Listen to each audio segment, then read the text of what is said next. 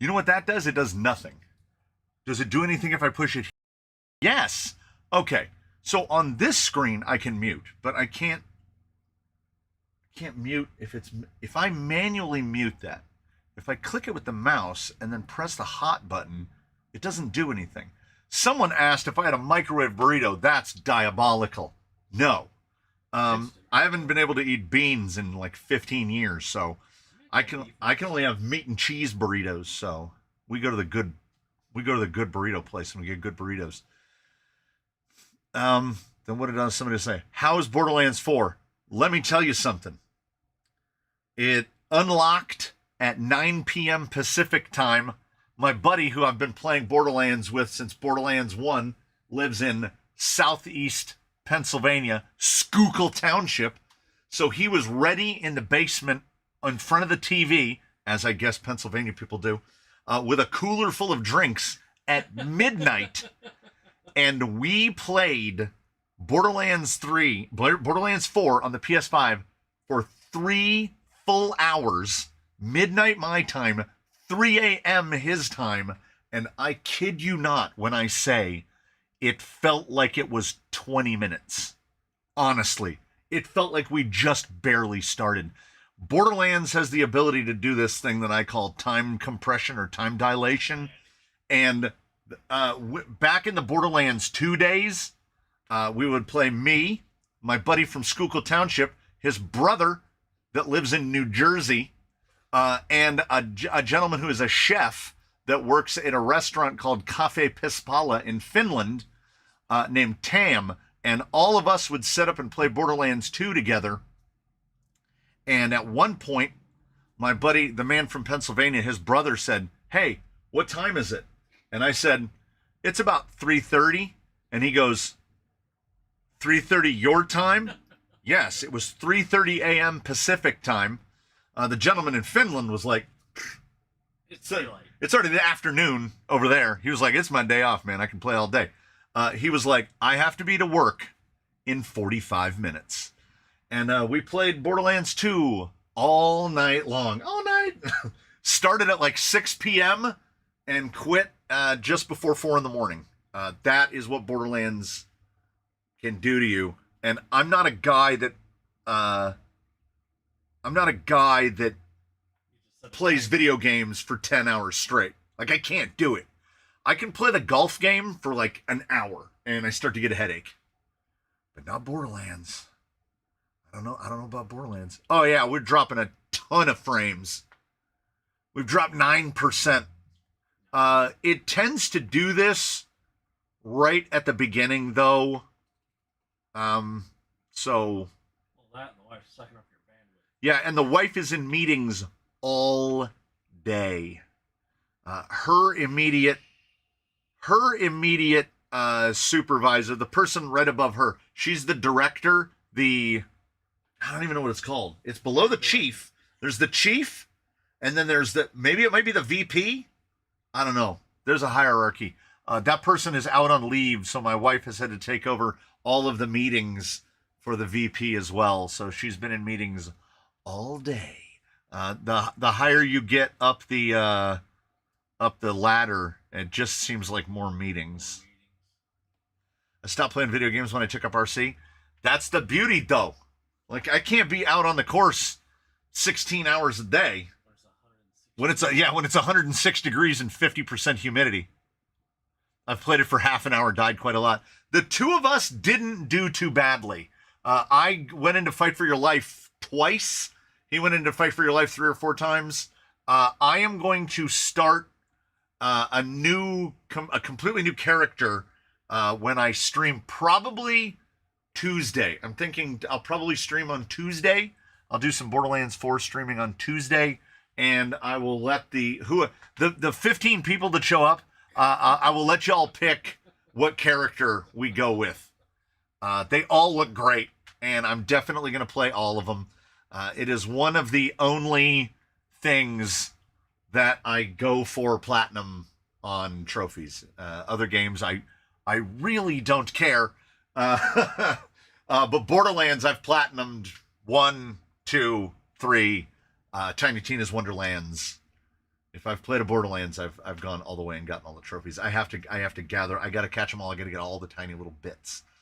So, Borderlands 4, in the 3 hours that I've experienced of it, delivered absolutely everything that I could have wanted from a Borderlands game. It's Borderlands made more Borderlands, and I've got a PS5 Pro, so I can play it on the beautiful mode, not the performance mode. I can play it on quality mode, and boy, golly, PlayStation 5 is good at it. It's real good at it. And it fully cross-plays. So if you're a PC guy, I can play it on that as well. Let's say there is some, let's say, broken things that are insane. Yeah, we got, at the end of our session, when I was like, I got to go to bed. I'm going to be out of bed in 5.5 hours. I went out to the menu bar, and it said, Borderlands 4, 0% complete. There's nothing that hits quite like a game that you can play for 3 hours straight and complete 0% of it. And we did a couple missions, too. I think we did 3 missions and completed 2 of them and got 0% of the game. I love that. I have probably 2,000 hours into Borderlands 3. I have more than that, certainly, in Borderlands 2. Who knows what I will put into 4. Chuck Hurley with a 5. I've been all over the OG Top Golf from 1997. Can only handle an hour or so. Yeah, and I'm this. Everybody's golf is just Top Golf. Is Top Golf, but like, I guess Japanese version. And I don't know what it is. I don't know if it's the camera movements. I don't know if it's the frame rates. But I can do like an hour. I can do like an hour. Chuck keeping the sawtooth alive. Have I ever tried Iron Lake? 100%. Iron Lake is fantastic. Zarana is Iron Lake, that pink. And Montana Gold, if you've got crazy money laying around. When did I didn't see it say Steve Turner gifted. Oh, it came so fast. Steve Turner and RC Zilla keeping the sawtooth alive, keeping the channel absolutely running, because this is the summer and view counts are in the toilet. I shout out to all of you. Shout out to the lunatics that watch all of the videos all the way through, no matter what it is, because that's legit what's keeping it going. I know I saw Sputtercrawler's name on here. We're going to give it a try. We're giving it a try with high pressure additives, because my current little bottle is, I mean, there's an ounce. I've got ounce and a half, but we're going to try to see if there's anything to it, because it says that it's supposed to not sling off as easy. And as I'm using it on spurs and pinions, not slinging off as easy is going to be great. And I had to do the $25 thing on Amazon so that I could get it next day, even though I didn't need it the next day. If there's an option to get it the next day, I will get it the next day. We're going to try Yamalube. It's stinky. It's not this stinky, but it's stinky. It has its own little weird sort of a zing to it. New shoes mixed with something. Yeah, new shoes and something else. And it is more, it's more, I don't know, maybe 3 will see it. It's more metallic-y. There's definitely something going on in it. I don't know what it is. They just hastily cram it into that little tube. But I'm interested, and it was about the same price. I'm surprised that the Cyclist URB didn't have gallons of chain lube. I didn't use chain lube. I was a wax guy.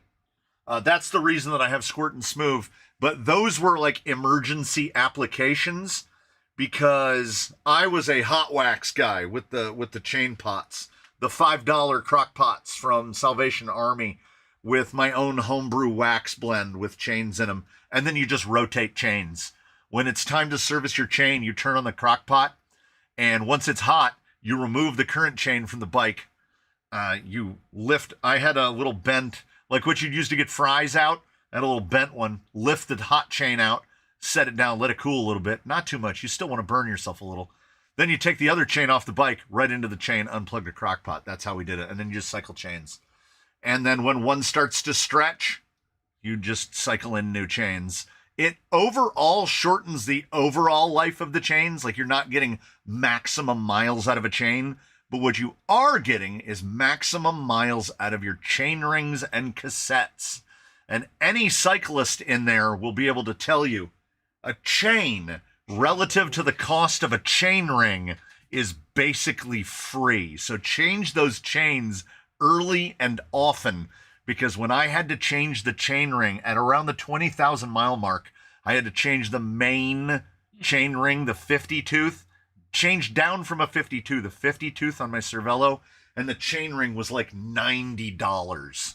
And the direct, I found a cheap one from like USA Gears or whatever. The name brand one was like $135. It's like all the years that I drove manual transmissions. I mean, it feels like it's behind me. But all those years driving manual transmissions, I was not a downshift guy. And everybody would be like, oh, you got to downshift. And I go, clutches, expensive. Brakes, very cheap. And I would still get 5-6 years. Buy good pads, bed them in, buy decent rotors. And I've never had to switch a clutch in one of my cars. And I've driven manual transmission cars for hundreds and hundreds of thousands of miles. Hey, streaking with a 5. That's 55510-5. You know what I also noticed today? You know what I've noticed today? There's no Spaniard in here. What's he sleeping in? Conchita Maria, Consuela, Marisol, Donatella. Nah, Donatella sounds a little too Italian. Across the Mediterranean. I'm not gonna lie, I never did any maintenance on my mountain bike driveline, but I rode downhill, so you just run it till it breaks. Yeah, downhill guys are different guys. Yeah, look at that big block of gray. That's crazy. Last week I feel like there was no gray in here, so it's I'm glad to see y'all here. Bubba Hobby, I have a question about the Skier 70 amp. I wasn't able to find the program to adjust it. There is no program to adjust it, my friend. You take the little dongle, which looks like this little fella right here, and you plug the ESC into it, and then you plug your battery in, and the lights will start blink-a-linking, and then you take your cell phone or whatever device you want to use the Wi-Fi off of, and you go into the Wi-Fi, and secure whatever will come up as one of the Wi-Fi options. You pick that, it connects to it, and then you can do the programming. Sometimes it won't see it right away, and I think it's this one. You gotta tap that little button. They have names next to them. One says boot, and one says MSI. MSI. I think you tap the boot one, and there is a little bit of. Sometimes you got to make sure that you plug this in first, then the battery. Sometimes it wants you to turn on the ESC, then plug this in. It'll fight you a little bit sometimes, but you'll get there eventually. And it is the Wi-Fi programmability is why I recommend the Secure, the 70 amp and the 120 amp over anything else right now, unless you've got swinging it around money. If you've got money and you don't mind spending the money, and you don't have a whole room full of rigs, check out Hyper ESC on Facebook. Facebook and Instagram, HIPER. They do their own version based on the Secure, on the Escape 32 architecture, and they do their own version of the ESC. I have one. We have two. One is installed. One is not yet installed. They They can support censored. So if you want to run a censored outrunner, which there's only 2 of them that I know of. Again, they're not that much more expensive. They're not that much more. It's about $90 for a black jacket. I paid $100 for, and $100 for the ESC. I think the ESC is about $100, but it does have a 12 amp BEC in it. So if you like BEC and you want to run whatever servo you want to run, a 12 amp BEC will help get you there. It's not something that I'm putting on every build. I like everybody taking the sniper shots, trying to hit the British guys. But Ed is dodging again, just in full dodge. I don't know how he does it. Oh, Whiskers, what? Oh yeah, Whiskers got hit. Yeah. RC Zilla sent one, and the sniper shots. I don't know how the sniper shots work. Picked up a brand new V1 Michigan with the proper grill off eBay for $100. Yeah. You mean that grill that has the 7 vertical? Actual Jeep grill. Mm-hmm. The Jeep grill, the one that got them the real fast cease and desist. Censored outrunner versus non-censored outrunner. Okay. It is. I will fully admit, it is subtle. It is very subtle in difference. But what it feels like when you run a censored outrunner, like if you're running a black jacket off of the Hyper, you know where the sign mode is, right? Where you're in that real low crawl, where you can get it really, really slow. The black jacket on the censored, you never feel like you come out of that sign mode. It feels like, here's the best way I can think to express it. So, where did I put my... Okay. So, I think many would agree that if we have a graph... Imagine this is a graph. I think many would agree that an outrunner feels like that. It just has this linear blam all the way up. I'm not 100% sure I know how to explain how the censored feels different. But it really does. Maybe there's something in this area, right? Where it's almost like, I guess it would be a scale thing. I guess this is the best way to express it. Like, it feels like on an uncensored outrunner that this is 100% right here. But then if you have the censored one, it feels like this is 100%. Not that there's more power, but that you have this ability to modulate all the way up. Like at a certain point in the power band, say somewhere, like say it's here, somewhere on that power band on a regular outrunner of whatever origin, you get to that point and you feel that above that, like that very end of the trigger pull, it doesn't really feel like anything else happens. The motor gets louder and you might get a tiny little bit faster, but it just feels like you're just winding it out.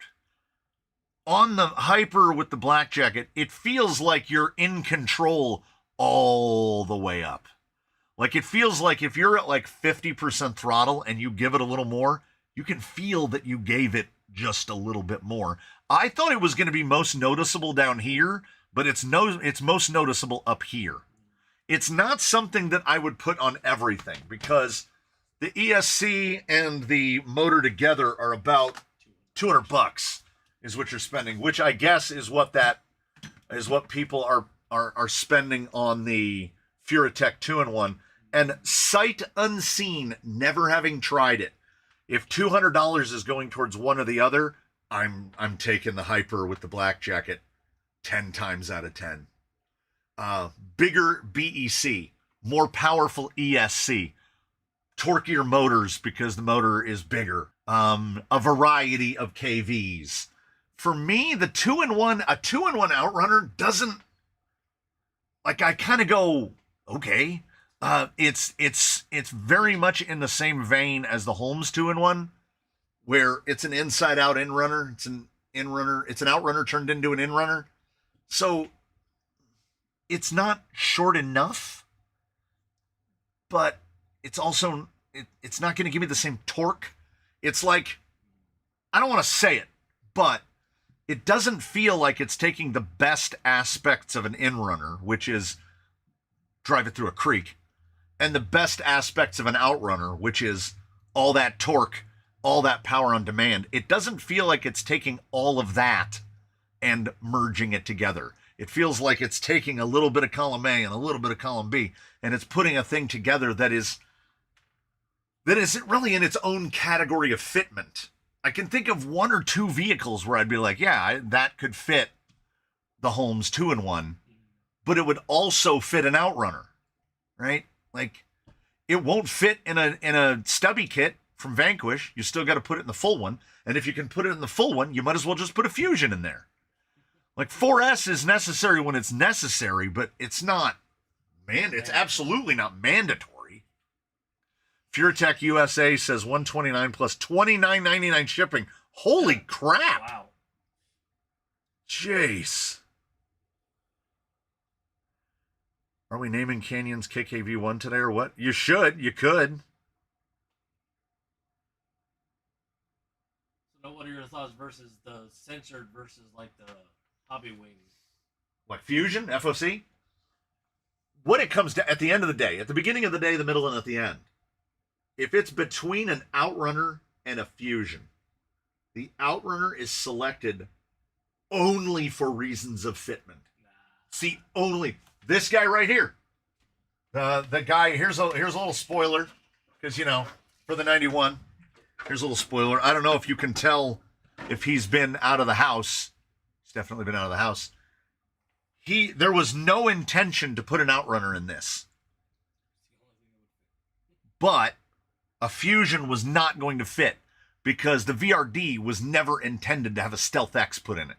So that motor, like, we're not fitting a Fusion. How long is that FureTech even? That FureTech is 40 millimeters long, and I can't fit my finger between the motor and the suspension. I don't want to compromise the way I want to do the suspension just to run a motor that's 12 millimeters longer. So I'm just going to run a smaller motor.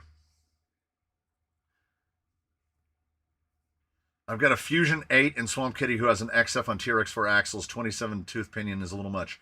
Yeah, I would think so. Seeing as I run a 25 tooth pinion on a 1200, now you have double the reduction, but I'm thinking whatever is the smallest pinion you can fit on that 5 millimeter shaft. So probably like a 22, 23, something like that. Get it down as far as you can. Because you also don't really have any control over total reduction short of putting underdrive gears in both axles. I want to put an Outrunner in a comp rig of mine because Fusion Pro lacks upper end punch, so I'm considering outrunning them. Yeah. Outrunners are for fitment. And I mean, it will be lighter. Almost regardless to what speed control you choose. An Outrunner and an AM32 is going to be lighter than a Fusion. But the Fusion swings back around and then says, hey, you install me and never touch me again. And that's one of the great true strengths of Fusions. And a couple more sniper shots coming in. I want a stubby Fusion SE 1000. Yeah, don't hold your breath. That's even in Outrunners, for stuff that is segment specific, it is incredibly difficult to find anything under 1200 kV. Aside from repurposing drone motors, you're not even going to find Outrunners below 1400. Certainly not crawler ones. Found a brushless 1400 Outrunner on Amazon with ESC for $69 bucks. Gonna see what it's all about. I mean, it's definitely going to be better than an OE brushed controller with a crappy 540. Will it be the best thing ever? The current stream's bitrate is terrible. No, it is not. By the time the thing pops up, my signal strength has dropped from excellent to good. We've dropped 6,000 frames. We are going to drop some frames today. Zilla with another 5. With another 5. How many is that on the day? I don't know. Hugo knows how to check it. But the Spaniard is not he is not dependable. I never said that. Never said that. Yeah, and look at those. The two Brits just hanging out together with their gray names. Hanging out. Yeah, definitely better than the Brush. Well, the Brush 35 turn in a base camp is the Slick Rock, which is a great name for an obstacle and a terrible name for a motor. Thing just, it, with the Slick Rock, I kid you not, Axial has come very close to matching the torquelessness of a Reedy crawler. Very close. For some reason, YouTube never allows me a free membership. I can't remember where you go to check. You can click on the thing. Oh, I did this. I can't get a free one from the Harpists channel because I have what's called a brand account. So if you endlessly dodge gifted memberships, it is possible that you have a brand account. I don't know what. Yeah, literally whatever that means. I don't know what a brand account does. I don't know how it's different from any other one. I know that I've had the same YouTube account for next year. What is it? July? June? June or July of next year, my YouTube will be 20 years old. So, are you going to work on a Trucks of Fortune chassis today? Nope. No Trucks of Fortune today. Blind Guy RC with the 99 cents from Canada. 99 Canadian cents. I don't know what that is in American money. 95 cents. Pain meds are causing me to drop memberships. Yeah!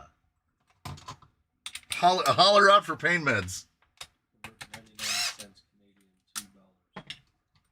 I forgot that this guy's on 72 cents. Hell yeah. Oh, I was supposed to mark these. I got a Sharpie and everything. This is, what is that side? That's the right rear. R. I want to put them back on the way they came off. R2, R1. All they offered me after my surgery was Tylenol. Yeah. All I got after my surgery was anti-seizure medication. Oh yes, they are, yeah, no, these all do need to be marked. They have very specific, R, F.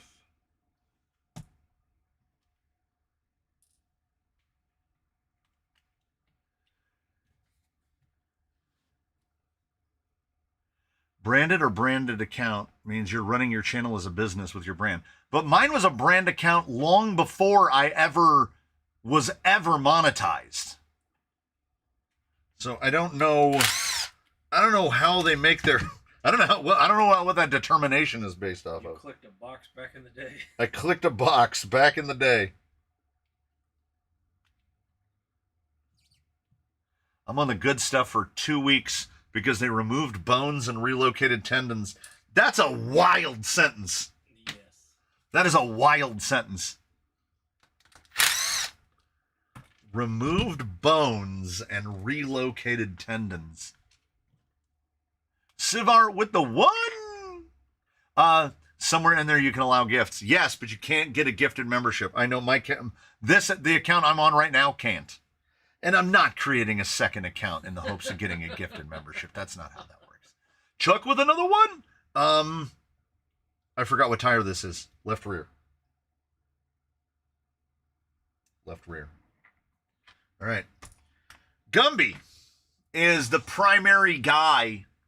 Has the new Axial been mentioned yet? No. 2 of my 4 channel accounts are brand, but only 1 is an actual YouTube channel. 4 channel accounts. That's crazy. You can barely maintain 1. I barely have the focus. I can barely pay attention to one thing at a time. Jason Johnson joining all up on his own. We do have a giveaway build in Halloween. End of the month. Halloween. We're doing a Halloween giveaway. So come out on Halloween. They pulled a hunk of bone from my stump yesterday. Felt great. It was just floating around in there. There are some wild statements going on today. Relocated tendons, bone stump removal. What's Gumpy learning in school today? Gumpy is getting the full regalia. I almost feel like there's no chance we're going to finish this today.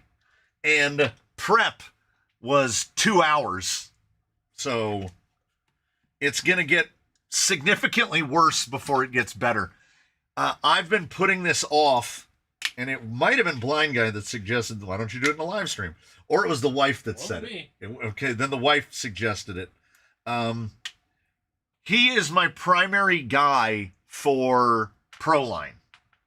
I go to Proline at night. At night. I'm going to be there October 10th, 100% guaranteed. Anybody who's thinking about going, if you are from this area, did I see Mr. Truitt in here? I did. He's right there.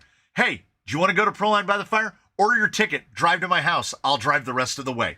I'm going out there on Friday after the live stream. We'll probably do the live stream a little early, and then we'll drive out there, and we'll drive around and do the night courses. We'll make fun of Zoku for sitting in the sun all day, and then we'll drive the courses, and then we get in the car and we go home. No camping, none of that caca.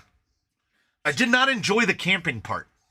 And then I might go back up Saturday afternoon, depending on how I feel, Borderlands, right? I will barely be into Borderlands by that point. How do I feel about the Mia Straits? They're great. They're great. Oh, 4 channels is just different to separate to get YouTube Premium in my kids. Yes. So I don't get their dumb videos in my feed. Oh my God, you're so much smarter than I am. Do you know how much K-pop stuff comes on in mine because I'm logged into the TV too? Oh my God. And the wife with her fitness videos? Jesus. It absolutely pollutes my feed. Yeah, I am definitely not a camper. And when I went last year, honestly, if you do a night and an afternoon, you've done enough. It's one of those things. It's like we've got an anime expo the weekend of my birthday. Yay!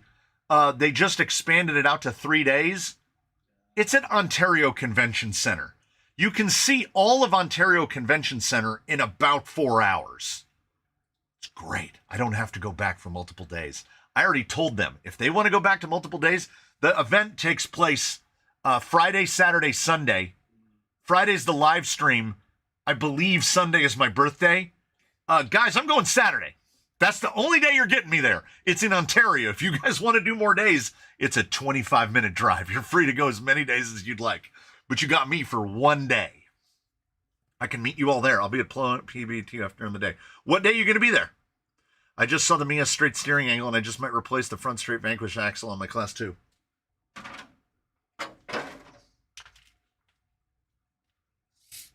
What? It's like a drift car. And it does look at the size of the travel stops on the axle. They're like big knobs. Look at that guy. But you can't get more. Like, this is a Class 1 tire. It's touching the chassis. Like, straight into the link. It could steer more, but what I'm saying is you can't steer more. The other parts of and just imagine that axle with a VFD so that the links aren't tapered in. They're just straight. Oh my God. It's just going to be tires going all day. They have at least 50 degrees of steering angle in them. They have a crazy amount of steering angle. So, to answer the raccoon, EcoPower 832. Oh, whoops. EcoPower 832. We're giving up 2 direct powers. So we've got to put this guy on. I just accidentally found a dual servo BEC harness adapter from Holmes in a drawer. So wiring the servos up just became incredibly easy. And then there's the stuff that will not be incredibly easy. We've got the rear lights. We've got what I spent hours assembling. Light bar. So light bar, and then this one goes in the back. That's the chase lights. So you can already kind of tell how much soldering there's going to be. Rock lights. And we went with the 7 element for the rock lights. And ditch lights. Which we went with the little 3 element ones. So we're putting 10 light modules, and I call these 7s, because you can see the 7 in the cluster. 1, 2, 3, 4, 5, 6, 7. 2, 3, and 2 is 7. See these little guys on the outside edge? Those are LEDs, and they do indeed light up. So this is actually 9, 18, 27, 36 elements across there. They are unconscionably bright. And yes, these guys are going to go up. I'm going to try to tuck them up in here as far as I can because we've got the panels in there. I should be able to get them up. Oh, right like that. Look at that. But you see this.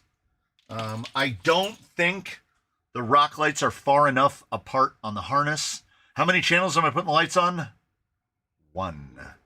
Because if you can see on the receiver here, how many channels do I have open? Aux 1. Aux 1 is all we got. So that's all we got. And I made the mistake earlier. Oh, if you've bought one of these in the past, if you've bought the optics specific light bar, they updated it. Next to the Bud Light, what's hanging from the mirror? Next to the Bud Light.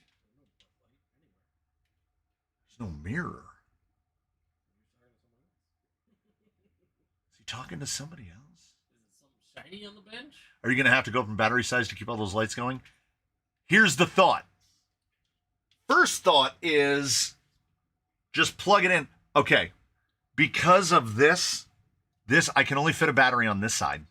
I can't fit a battery on this side because the motor is right there. We have a couple options.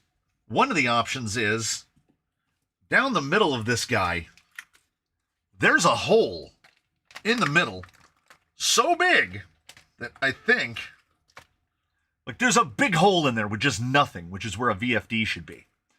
We can fit something big there.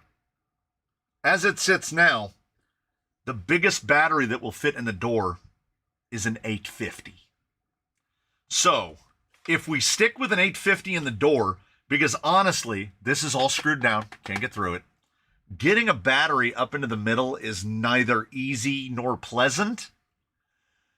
So, I'm probably just going to order a couple more 850s. I'll have a little satchel full of batteries. And then my idea is I'm going to install this receiver. We're going to see when it's all apart. We're going to install this guy way up in here. That's a big old element receiver box. We should be able to get most everything tucked into that box, right? If we can do that, then in this door, which is driver's side, there will be a Z850. That's the biggest battery that will fit. I tried to put a 1300 in there. Doesn't fit. We can put an 850. And then in the door panel on the other side, this Hobby People, look at that flat boy, 2S 1300. How long do you think you could run those LEDs on a 2S 1300? I think you could run them for a long time. And this battery, hey, Miata, come in with a 5! And didn't hit the Dodgers. Those Dodgers. So this is kind of what I'm leaning towards, because I think this will dramatically increase run times. It is a Fusion Pro. It is 2 servos. But if we give the lights their very own 1300 and we just run the rig off the 850, I have What did I say, 5? I have 5 of these, and I'm going to order another 2-pack, so I'd have 7. Even if that's only 30 minutes of runtime each, I'd probably still only run about 4 or 5 of them and then switch to my other rig. Because it's going to be Jolly Green who's going to have to go through a very similar process to this, as he does not have a single light on him. I want to do LED strips under his bed. I want to make him a new bed with LED strips in it. That's the early goal. I might just, and I can't do it out of Delrin. My first instinct is always Delrin, but I can't like tape things to Delrin. Nothing sticks. I got to figure out what to do with that. Maybe yes. How many gifted memberships is that in total? I don't know. 50? It's You said Hugo has found it before. Participants? Nope. I have no idea. I did the same for my Tro rig, second battery only for lighting. Tons of room on VRD sliders. All right. I mean, and it's also easy because with the pin, you just swing the door open, plug the lights in, and then you're good to go. Then I also don't have to worry about mixing any of the lighting wiring in with the wiring for the vehicle. And it is a motor and 2 servos and all the crap. And I'm really lagging on taking this thing apart because it needs to be all the way apart. I should have gotten a bowl. Oh, I remember this one now. I was like, you won't need to take that out later. Here we are. I feel like every time I assemble something, I just operate as if I'm never going to take it apart.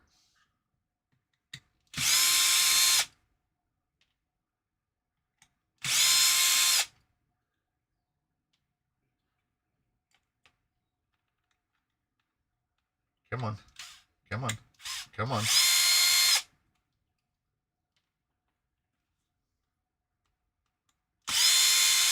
Is that O-ring falling apart already? Yeah, it is. Ooh. Ooh. Need nothing to restrain that axle now.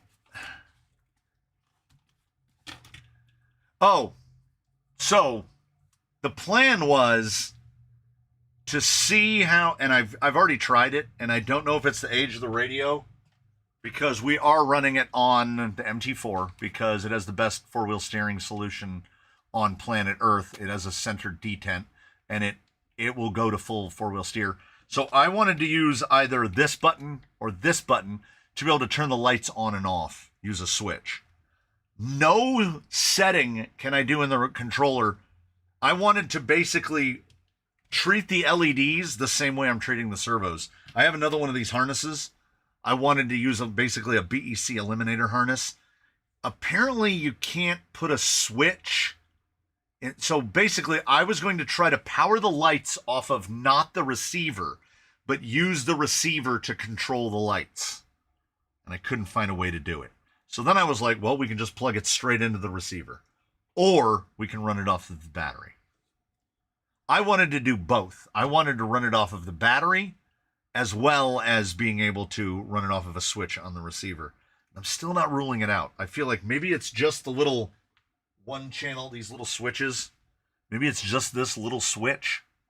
So it's something that if I fully wire it up to just run it directly off of a battery, I can easily just plug a different electronic switch in and see if I can make it work. But the hope is also, while making it work, not make anything blow up. Not blowing up would be great.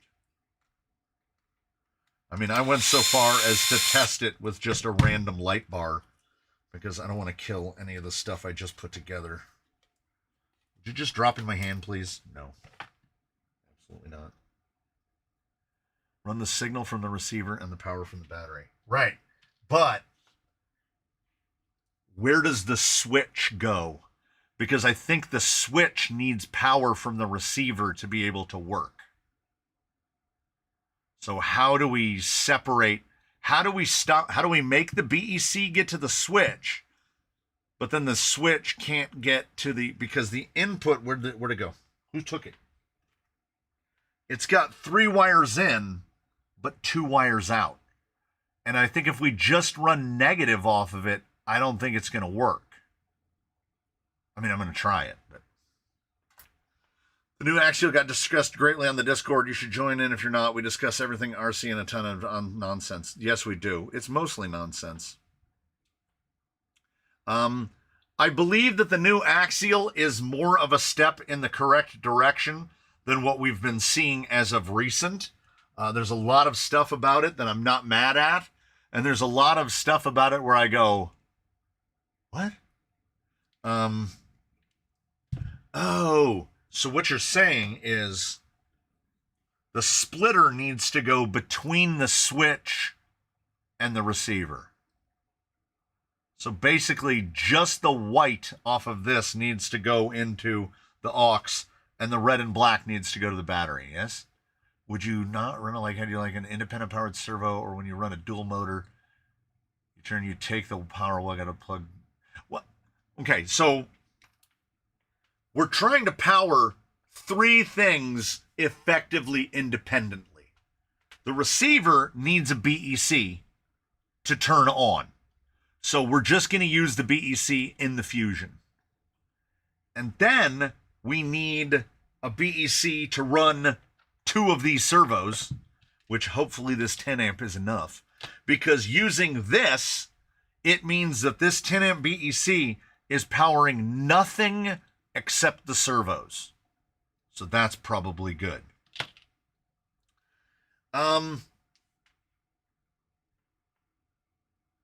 God, I hope this works.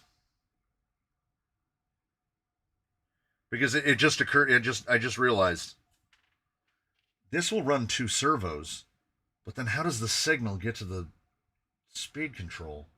Because one's plugged into channel 1 and one's plugged into channel 3. I've thought about this not enough. Find a switch that needs an external power source. I got a switch from Ally that has male and female JSTs and the receiver connector. The receiver and JST switch power are separate. Ah. Okay.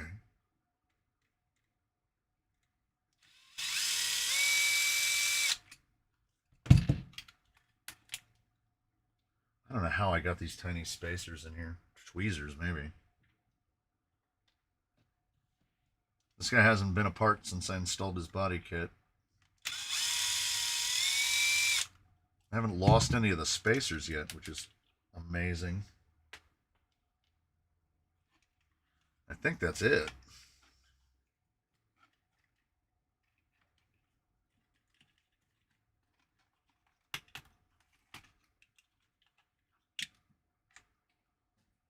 Just like that. It's definitely easier to work on than other Axial offerings of the past. I realize I know what I need.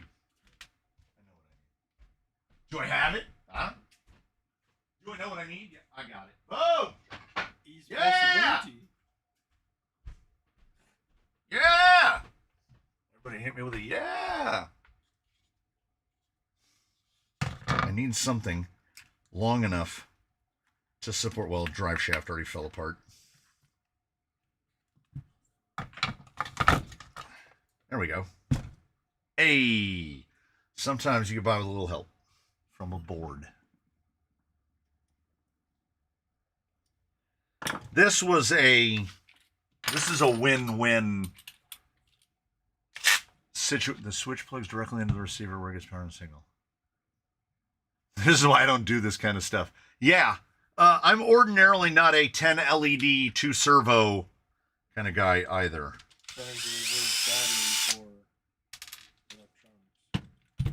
Yeah, and 2 batteries.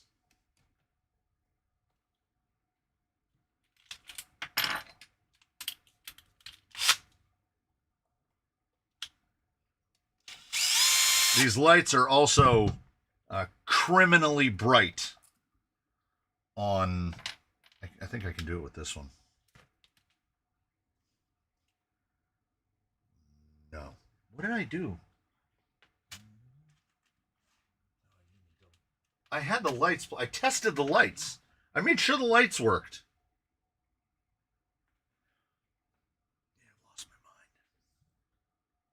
Lost my mind. It's really bright. Let's put it that way. Oh, man. Oh, well. So it is. So be it. I just now noticed that the servos are installed from the inside. Was driving. Stealth X BRD issue is axles. Offsets prevent you from flipping the skid. Fusion only worked on poverty facing forward. Yeah. Yeah, if you have an offset pumpkin, you have to run your... That's why I have nothing but the top shed. They run them this, spur to the back, and I run, I think, almost all of mine spur to the front so that it lines up. Did you see my comment about the aux stitch in general Discord? I don't think I did.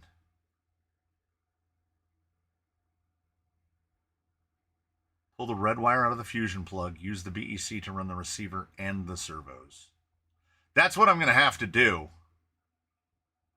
I think that's the easiest way to do it, is just going to be to use this to run everything and then run the lights off their very own battery. It's a...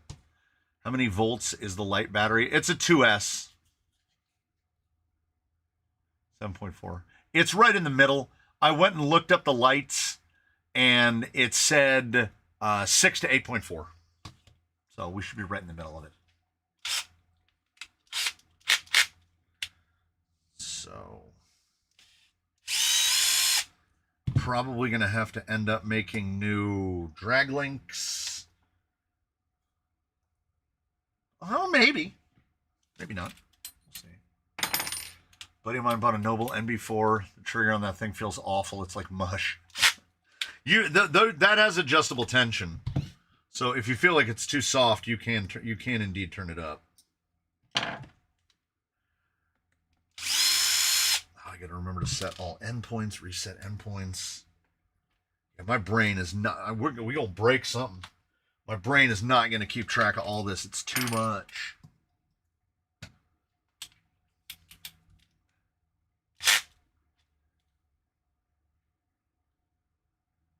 The aux switch is a receiver-controlled relay. Yeah.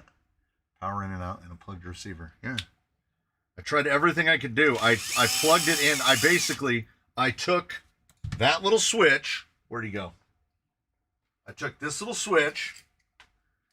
and I plugged this light into it, just like this.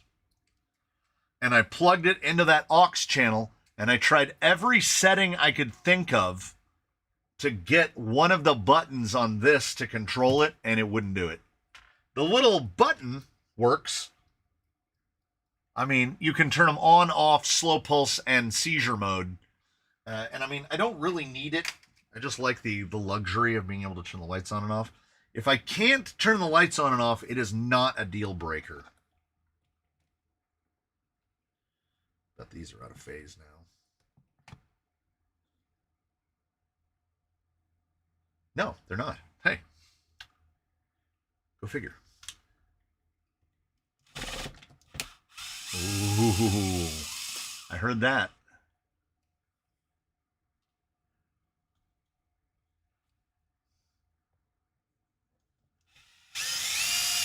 Yeah, the Noble that I used felt pretty great.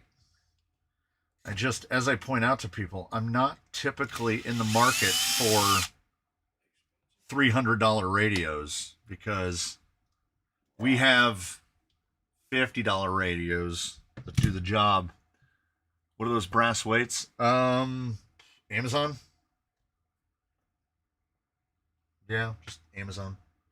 Amazon nameless brass. I think the rear ones, the rears came on the front and they just had portal covers. So I put big Amazons on the front, had to drill them out to be able to get the screw in there. What, will two get it? I had to drill out that because I couldn't get to the screw to get the hexes on and off. They're cheap, like the $35 Capra weights. And then I took the included weights and put them on the rear because that cage is not light. So we can definitely get away with a little bit of weight. Especially He drove super great first time out when we basically did what would be the equivalent of a ghost ride. And then I came to the conclusion, dang it, did not see that one. I came to the conclusion after browsing Etsy that I was like, oh man, I want all that stuff. So all the body panels and the engine and the bros, the boys went in, and all it did was add weight. It just added weight. So much weight. He's holding together. He's holding together all right. It's got this, like, I don't know why I didn't remove this. It's like 3D printed. There's like a battery and stuff in there. Never see it. Like, it's impossible to see it. But I might take that out. I just realized right now, there may be moments, I don't know if they'll be noticeable at all. I assume that they will. There will be a moment or two where I will just completely lose track of what I'm talking about, more even than usual. And it's because as of now, at this point, I've been awake for longer than I was asleep. So I'm not going to lie. It's catching up to me just a little bit. Just picked up my first RC6GS. My nephew wants to learn four-wheel steer. If he's young, he'll have better neural plasticity, and he'll probably manage it better than me. I'm learning it, but I still feel like I make the wrong choice about half the time. I'm going to order an RC6GS myself. Is it worth an extra $10 for the 6? I don't know if I'd use all the extra channels. I got a G25 now, and it's going to get the swap. If it's only $10 difference and you're not planning on buying a whole bunch of them, I would say just go ahead and get the 6. Because the added little switches, handy. I mean, do I wish I had more channels for this thing? Sure. I would just be plugging those single channel switches all the way down and running rock lights on a channel, another on a channel, and I'd just be turning them on and off. It's not necessary, but like none of this is necessary. I definitely have far more 4s than 6s because most of the rigs in the fleet are 2 channels. And then it goes 3 channels. There are two rigs in the whole fleet that need more than 5 channels. So I don't tend to need 7-channel radios. It's the same reason that I only need one RC8X. I have exactly one rig that needs an RC8X. Because it has 2 motors in it. And I lack the brain power and patience to figure out how to make an RC6 do it. So this was being discussed on the Discord about someone said that they're not comfortable paying $50 for sliders, the shrink RC sliders to mount a body. And I said, I put the shrink RC sliders directly parallel to the Traxxas stainless steel screw kits. Can you do it cheaper? Yes. Can you do it more easily and conveniently? No. You are absolutely paying for convenience. $50 for those sliders because you bolt them to the sides of the chassis, and then you take your body and you go clink, and then you're done. All the Lincoln stuff. And when I did the wife's G-Wagon with the Traxxas screw kit, I don't regret it one iota. Not at all. One of the best things I ever blew $40 on. Because you remove a screw from the vehicle, you dig the identical screw out of the thing, and you go, and Traxxas does not mess around. Oh. The wheel nuts are stainless. The screws in the drive shafts are stainless. Every single when they say complete screw kit, they mean complete screw kit. So there are some things that these are luxuries, yes, because it is supposed to be a hobby, not a jobby. Does anybody see where I set the other one down? I've lost an entire servo. It's not in my pockets. It's not in Nature's pocket. Oh, here it is. Found it. We've dodged it. I just went to an RC6 from a GT5. You save the price difference from a 4 in a matter of weeks. Yeah. Wait, you can turn lights on and off with radio links without a special LED controller? No. It's just that you have a 7-channel receiver So you use either these little single channel guys or the multi-channel guys, and then it's a perfect use for, on our Genom, it's a perfect use for these. One of his, so he's got dig, and I think this one's overdrive, and this is where I turn his lights on and off from. Because our Genom is the backup guy. He'll be in the car going to Proline because he works. Will we remember to replace his burned out headlight? Maybe. Because what I need to do is just buy those angel eyes, the pre-wired ones, and then just replace his LEDs with those angel eyes. No, the one they just sell them on Amazon, like $15.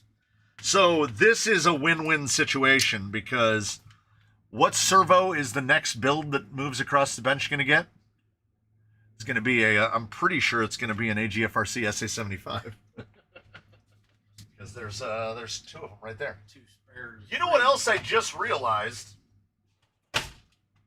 It would be a little bit more wiring, which I'm not completely opposed to. But the plug coming off of my Fusion has got two outputs. Two outputs off of there. I can easily just put the BEC on one. Done. And then I could run the lights off the other one. Nope, 3S, they'll blow up. Never mind, can't do that. Yep, the cruise control makes the RC46 worth it alone. They really do. They really do. No, you need the wheel to do the speaking cruise control. Well, no, a lot of radios just don't have cruise control. And the Radio Links have it. P-Mix. Okay. Built in with the P-Mix.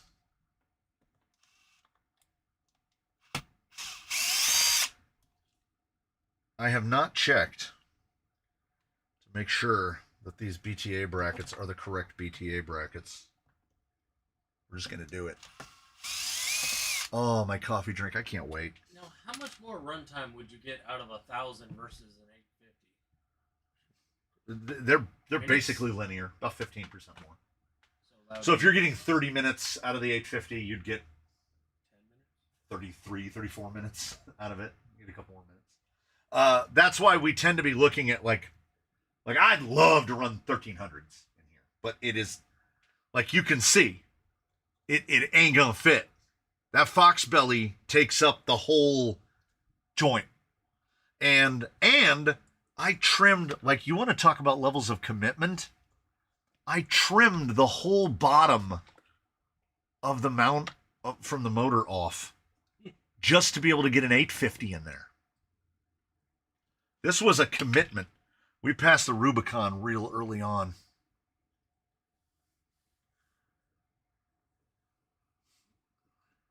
My next to-do is learning cruise function. The wife still says she doesn't like it, but that makes sense. She doesn't like using cruise control in the car either. She says, and I quote, "I don't trust it." But also, we have two Susans here. We have this one. And then that's what I call the Subaru.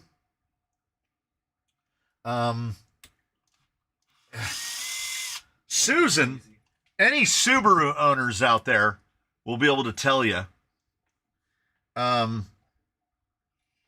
unless you get into the little software thing and make some little changes, she drives a little angry. She drives a little angry. You get some jerk that cuts you off, and the auto cruise, the adaptive cruise, slows you down, and then when they move out of the way, Susan says, "Let's go." Brah! And you shoot like a missile. I had them. They're where my mind is. I think these are them.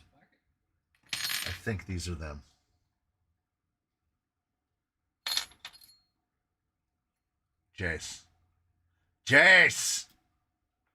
You know what I'm going to have to do? It pains me.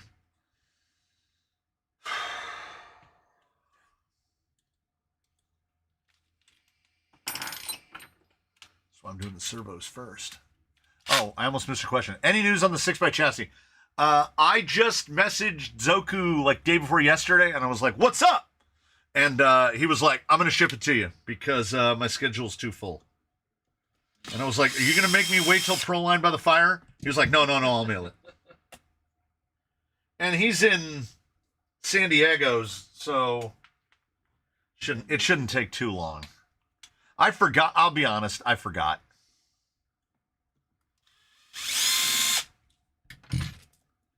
Completely forgot. And he said he's going to give me a bunch of incision shocks too, and I forgot about that. Are you building one for someone else? We're going to send a 6x chassis to Irwin in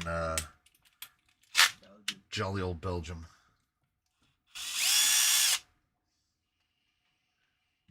I knew this is how this was going to go. My cruise control is so I don't get pulled over for speeding. It's very good at that. Yeah. I was rocking Trail Walker in my creek bed this morning, and on the way back to the house, definitely ran through a dog stack. Dog stack! I'm telling you. Me and the wife are out there dodging poops the whole time, it feels like. And I don't know if they're from dogs. Because a lot of them are full of a lot of creatures. Like twigs and berries in a lot of the poops. Raccoons. I don't know what they're from, but whatever it is, it poops a lot. Raccoons make dog poop. Okay. Coyotes too. That. This. Now, whatever length this is, that's an 8. I should replace it with a 10. And whatever length this is, I should replace it with that. This is an 8. I should replace it with a 10. If I have that. We haven't even gotten near boarding the struggle bus yet. We are going to struggle. I've got M3 by 8 reduced head. Can I fit a standard head there? No. I might have it in this though. Did I say M3? Is that an M3? Oh, that is an M3. That's unfortunate. That's unfortunate. That's an M3. M3 by 10 reduced head? I don't think that's a thing. Tons of M2.5s. Gotta check the backup bins. M3 by 10 reduced head. No, I don't think I have that. We're just gonna have to hope that an 8 is long enough. Wait.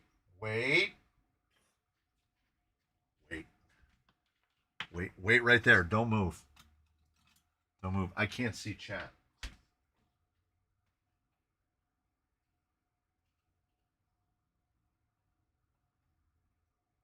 That's definitely a 10.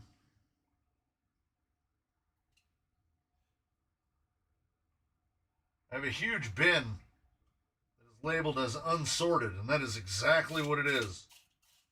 I did not have the energy. That's a damn 2.5. I lost it! I dropped it into the... Wait, I found it again. Disaster averted. Potentially. Potentially. Not soldering batteries worth $4 to you? Why? Well, because there's Ovonics with XT60s on them. Ooh. And the Z's are XT30s. Oh, yeah, I did have to solder all those Z's. What's the price for the pair of Z's versus the price of the pair of the others? 31 for the Ovonics.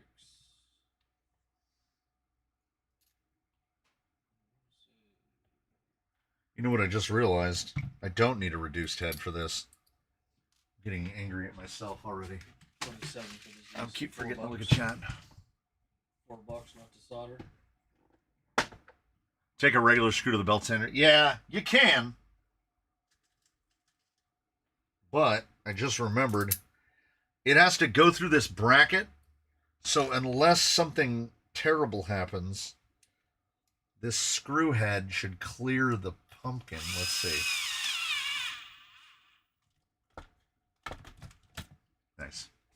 I forgot about the bracket. Okay, gotta catch up. Coyotes eat berries. Maybe that's the poops. Do axial coyotes eat berries? Yee!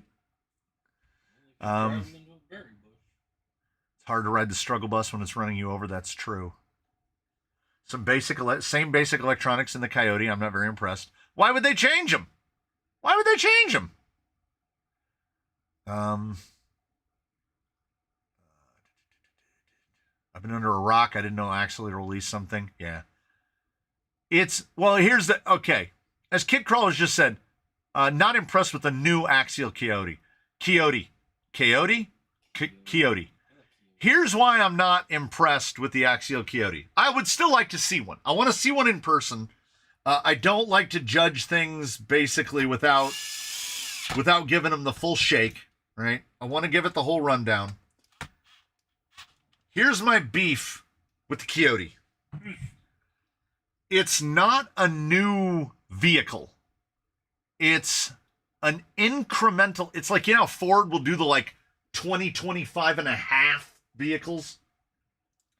Axial fixed a bunch of problems that they should have fixed before, but they rush everything out to market, and then they have to make these incremental changes. And because they put clipless on it, they're trying to play a Traxxas card and be like, the new Axial SCX 10.3 Coyote. That's pretty transparent. I think we can all kind of see through that there's nothing new about it that changes anything about the vehicle fundamentally. They moved the battery to a location that a lot of people move the battery to. They redesigned the front shock tower, which means they laid the shock down a little bit. There's nothing huge that went on. Yeah, RC turned into the pace of cell phone evolution. That's absolutely right. Now, I will give them credit where indeed credit is due, in that, so silky and unmarked. I remember griping about this before. Eco Power, this is not how you do it. You got to make one of the wires have like a color on it or something. You got to put a little mark on the thing. Because the white side, see, what I'll have to do is compare it to something else and then make a mark that knows that signal is over on this side. That's not cool. There's no marking at all. And the plug is perfectly square. It won't do anything. Power's in the middle. It won't blow it up, but you do have the opportunity to plug it in backwards. Also, this wire is going to be used long enough, and the one in the back is quite likely not going to be long enough. Comes with a really nice horn, too. Props on the horn. Little Eco Power horn is nice. The silver should typically face with the rest of them. Yeah, but imagine if all of your electronics had, it's a USB plug now. Like you're either going to plug it in correctly or you're going to plug it in backwards.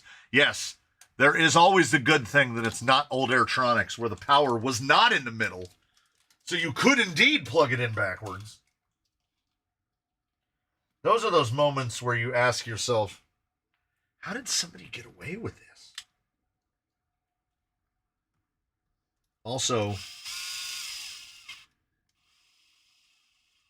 little Eco Power bonuses. The little Eco Power bonuses. The little flat head. They give you the little reduced at low head. Very popular elsewhere, not so popular here. And then these little shouldered guys. Look at these clean little solutions. Little free bonuses. Do I wish that this servo had stayed the price that it was when I bought my first one? Yes. Can you fit the front ones on? No, not thanks to Mia. We can run the little low heads, but we can't put the washers on them because they hit the truss on the thing. I don't think they'll be too long. We gotta go like this. Ooh, do those just clear? Oh my gracious. Yeah, I mean, I get it. They had to make the truss to a certain depth to fit it. Those little chamfers aren't big enough to make a difference. The old Futaba tab at least worked. Yeah. The Shift RC did that to me. It's all black and gray. There's a servo, which I can't remember, that they basically do all black, but then the signal wire is gray. I've ever yet to run a servo behind the axle. Do you guys like them over an on-axle setup? Eddie, there is no... Some people will try to say, oh, it lowers your CG. It's all unsprung weight regardless. What it comes down to is on this, because this is not an optic. This is the only part of this that's optic is this part. So I am constrained by, I put myself in a cage. So when you put yourself in a cage, the servos in a servo on axle configuration, I had to absolutely carve up the front, and I can only carve it up so far because there's the bolts that hold the front end on. The servo still hits. This servo is not going to hit. You go to behind the axle for clearance issues and for no other reason. I don't believe it actually provides any explicit advantage over just having the servo on the axle. I don't think this is functionally any better than this. And this is a lot easier to do. It's cheaper to do. The servo's not going to get in the way of anything. You can run a full height servo. It's not going to interfere with anything. The horn just goes straight across the front. Everything is nice. It's much easier to do. This, you can buy 2 of these. No, I take that back. You can buy 2.5 of these for the price of 1 of those. This is premium stuff, and I put myself into this position. I made choices, and I was going to stick with those choices. So it was BTA. These are not the servos that I originally wanted, but I could not get the servos that I originally wanted because AGFRC stopped shipping A66s to the US. So I went to the Eco Powers. I like the 832. It's good. It's probably the best servo Eco Power puts out. AGFRC is indeed probably the OE, but that doesn't matter. I can get them from A-Main. They're coupon eligible. And I've never had a problem with one. These are my 3rd and 4th? 2nd and 3rd? I have more than one, is what I'm getting at.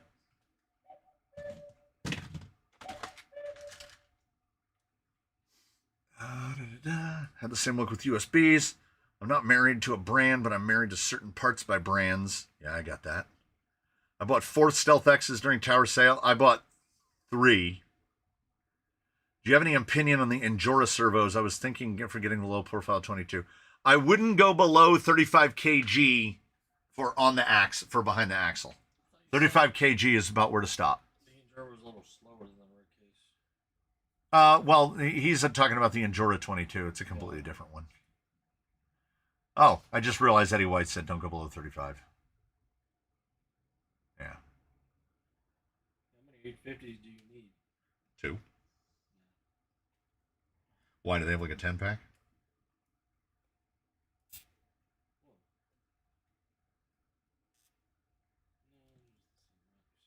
So we'll mount that one.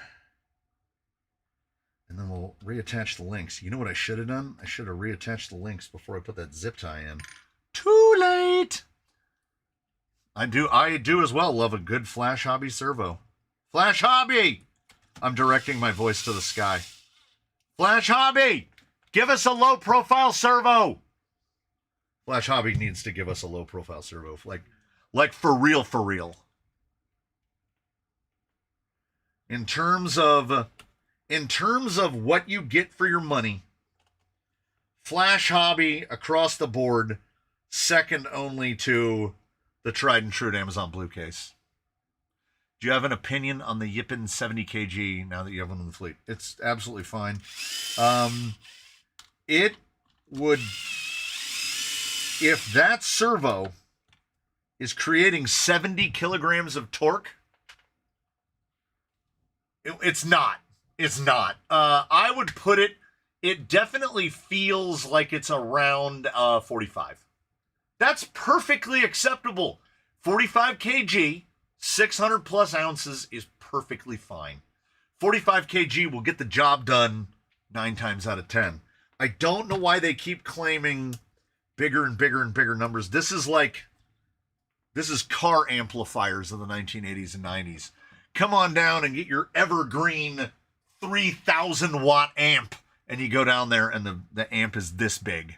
It's the size of a Hungry Man microwave dinner. And you're like, that's not making 3,000 watts any day of the year. And they keep saying, well, this servo's 70 kg, this servo's 80 kg, this servo's 1,000 kg. No, it's not. Like, the number of servos that claim a ridiculous number and make that ridiculous number are incredibly small, and they're not giving you that servo for $40. That's not how that works. So the Flash Hobby 45 kg for 41 would be the best cheap servo. The Flash Hobby 45 kg is great. I find myself buying the blue case, the Pro, the 45 kg blue case, because you can find them as low as $25 sometimes. And they're not super quiet, and they're not the fastest, but they are under $30. So sometimes you're like, you know what? This might work. This might work. We're going to run big boys.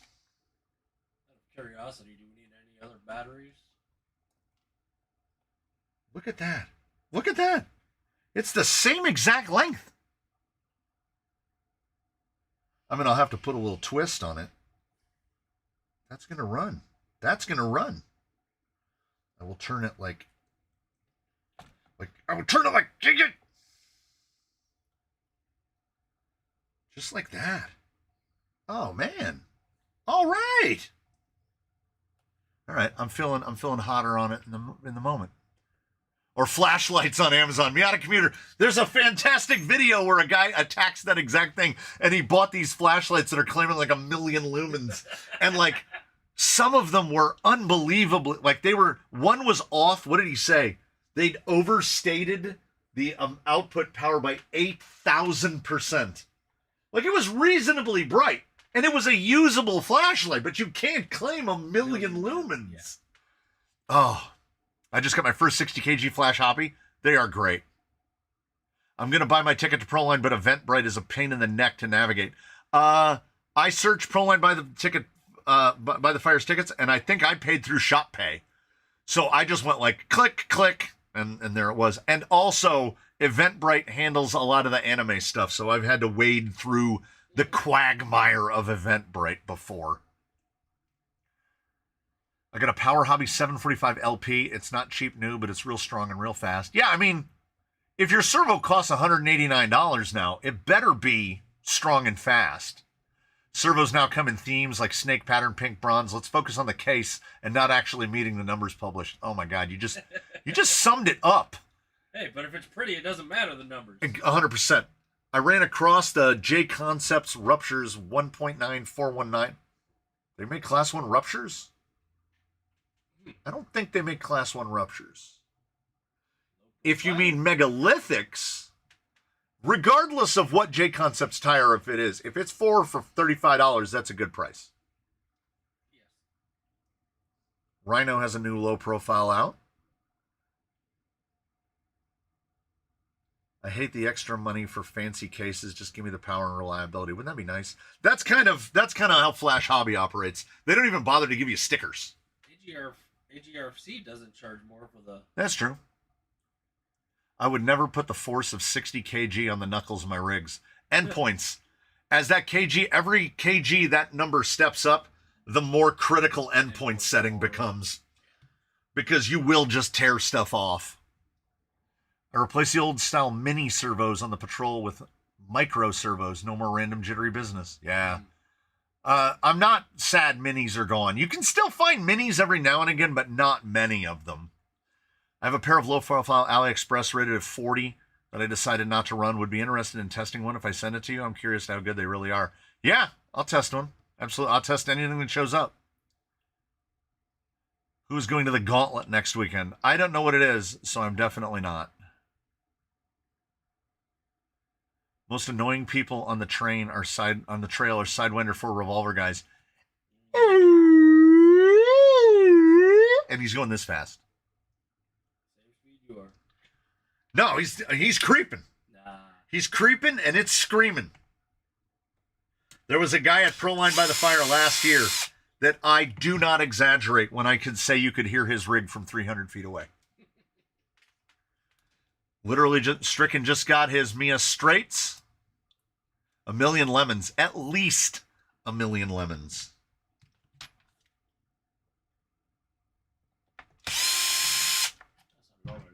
That's a lot of lemons. That one might say that's all the lemons. Close to all the lemons of the season. Yeah, I don't really care what the lumen rating is. All you basically need to know is that all things... Ooh, one of these shocks is barfing its guts out. I should have detached the other end. I realize now it didn't really help me to detach the transmission end. Right enough to pierce the night.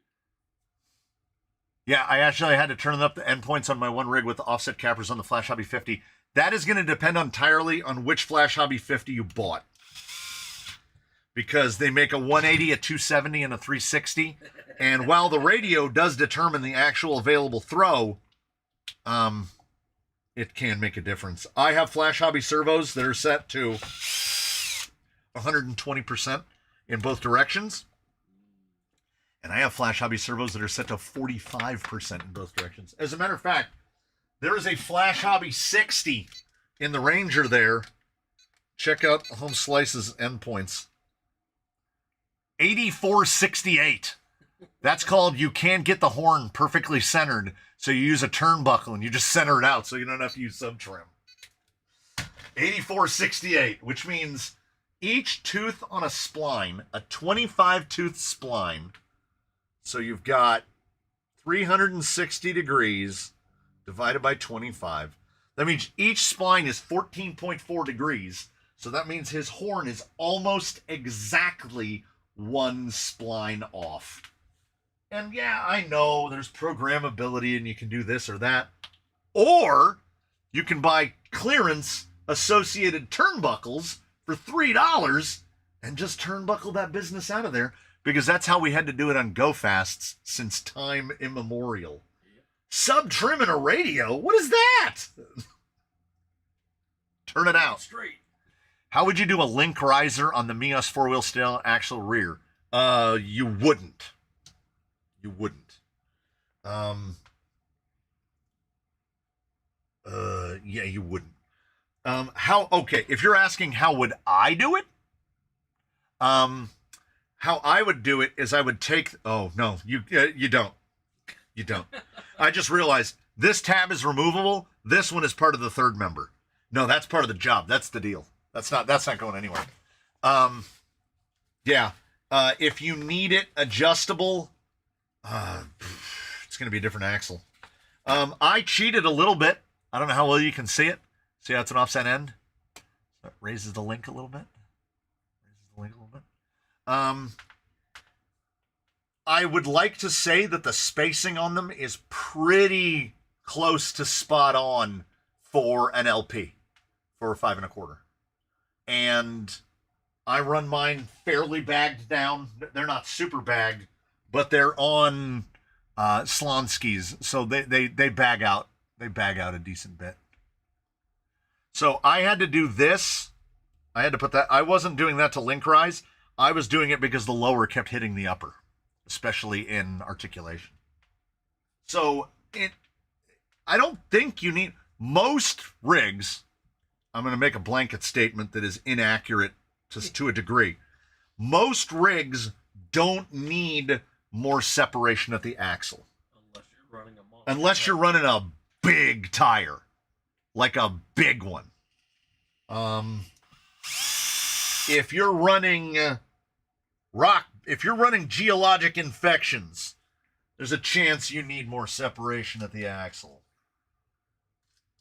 If you're running any of the big full 575s, there's a chance you're going to need more separation. But for the most part, you won't. I just realized there's screws I didn't replace. That's gone forever. We'll never see that again. BS4 wheel steering link riser, I've seen moves the servo to the one side on the top. It's a 3D printer, right? Oh! No. No. I almost said maybe the Rhino, the big Rhino riser, but it would put it right where the servo horn is. So maybe not. My return question to the RC family is, are you sure that you need a link riser? Oh God, this thing is handed. Did I get it right on accident last time? I think I did. I didn't even look.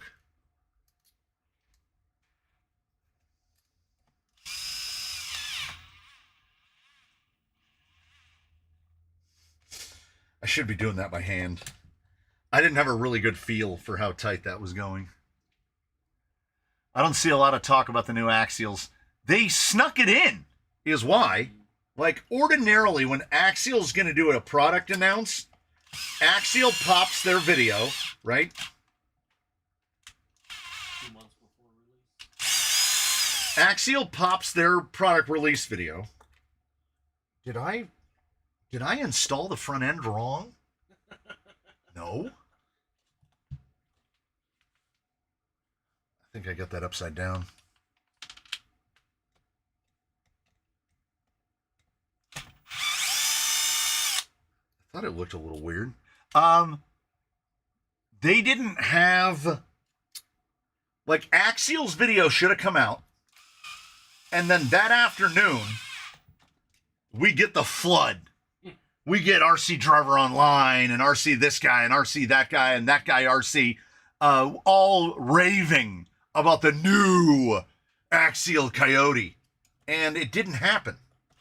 Axial just kind of quietly went, and if nothing else, potentially an indicator of how things are going, you know, financially.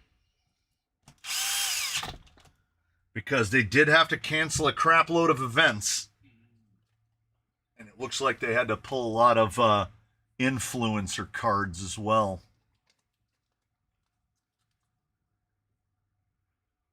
I've seen a ton of ads, all the same channels talking about the Coyote like it's a magic machine. Here to make our crawling dreams run true. Yeah. I feel like a higher link in the rear would reduce the lever that pulls the rig off the face while climbing. Actually, it's separation at the chassis that controls that more than separation at the axle. So you can do it both ways. How much, what is the proportion of separation at the chassis relative to separation at the axle? Like, I have next to no separation. I've got the stock Vanquish VS410 amount of separation at the chassis, which is probably in the front 5 millimeters, and in the rear 7? Probably 7 millimeters. So at the axle, I've got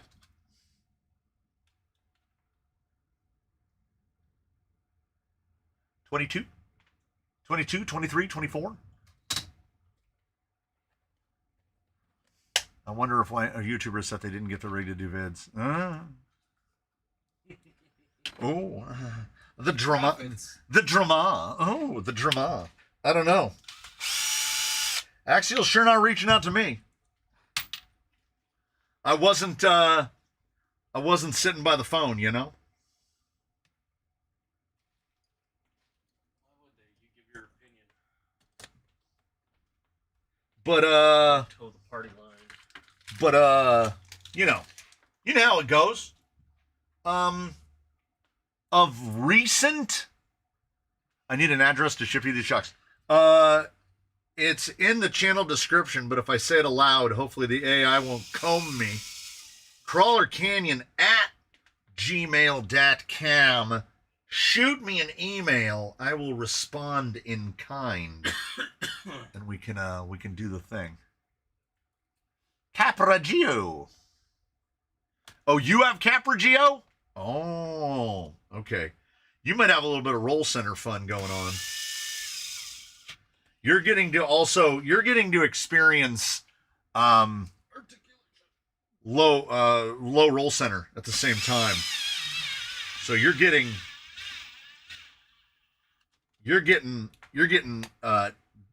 swarmed all at once. So you've got low Roll Center, you've got equal length links. A big part of the reason why I carved this thing up is this thing followed the trail buggy recipe, which is a stock H10 optic has Phoenix lower links front and rear.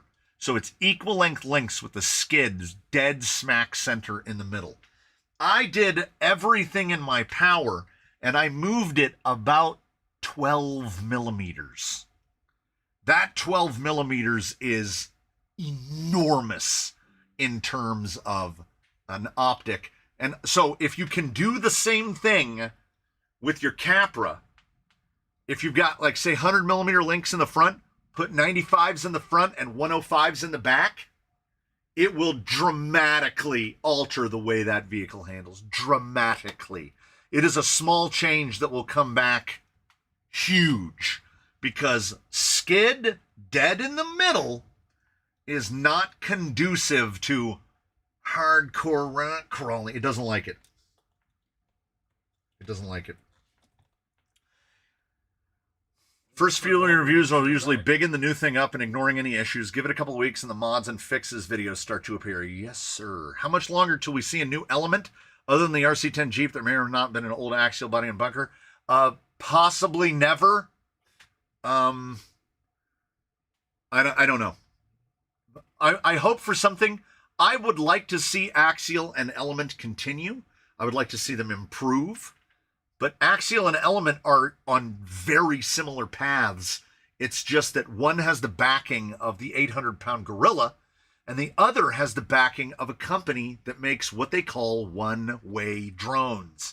So I don't know how deeply concerned Thunder Tiger is about Element and Associated. If they remain profitable, I think they get to stay in business. And I think a lot of things that as of recent we have seen Element and Associated do are things done explicitly to maintain that profit margin. It's a real deal. The bigger you get, what is it? The harder you fall. Is this a Jimmy Cliff lyric? Small companies can basically get away with more, and there's a lot of overhead. Their margins are tight. Their margins have to be razor thin, and it sucks, because they have to price to the market, so they can raise the prices to a point, and if they go higher than that, they just price themselves out of business. Luffy, would you just relax? YouTubers have the Coyote. They just aren't allowed to release the vids yet. Probably waiting until it's actually available for the affiliate taste. It doesn't come out for another 2 weeks, and they would have their videos up. They'd have their videos up announce day. The fact that we did not see one in the Exoplex tells a lot about the state of affairs at Horizon, I think. I want to sell my DX5C and all my receivers with it. Package deal for all the Spectrum lovers. You'll find somebody that'll buy it. There are guys that still love their DX5s. Axial so hard up for cash they liquidated a competitor's inventory. That genuinely and honestly felt like corporate wars. Like they made us all think that Element was going out of business that day.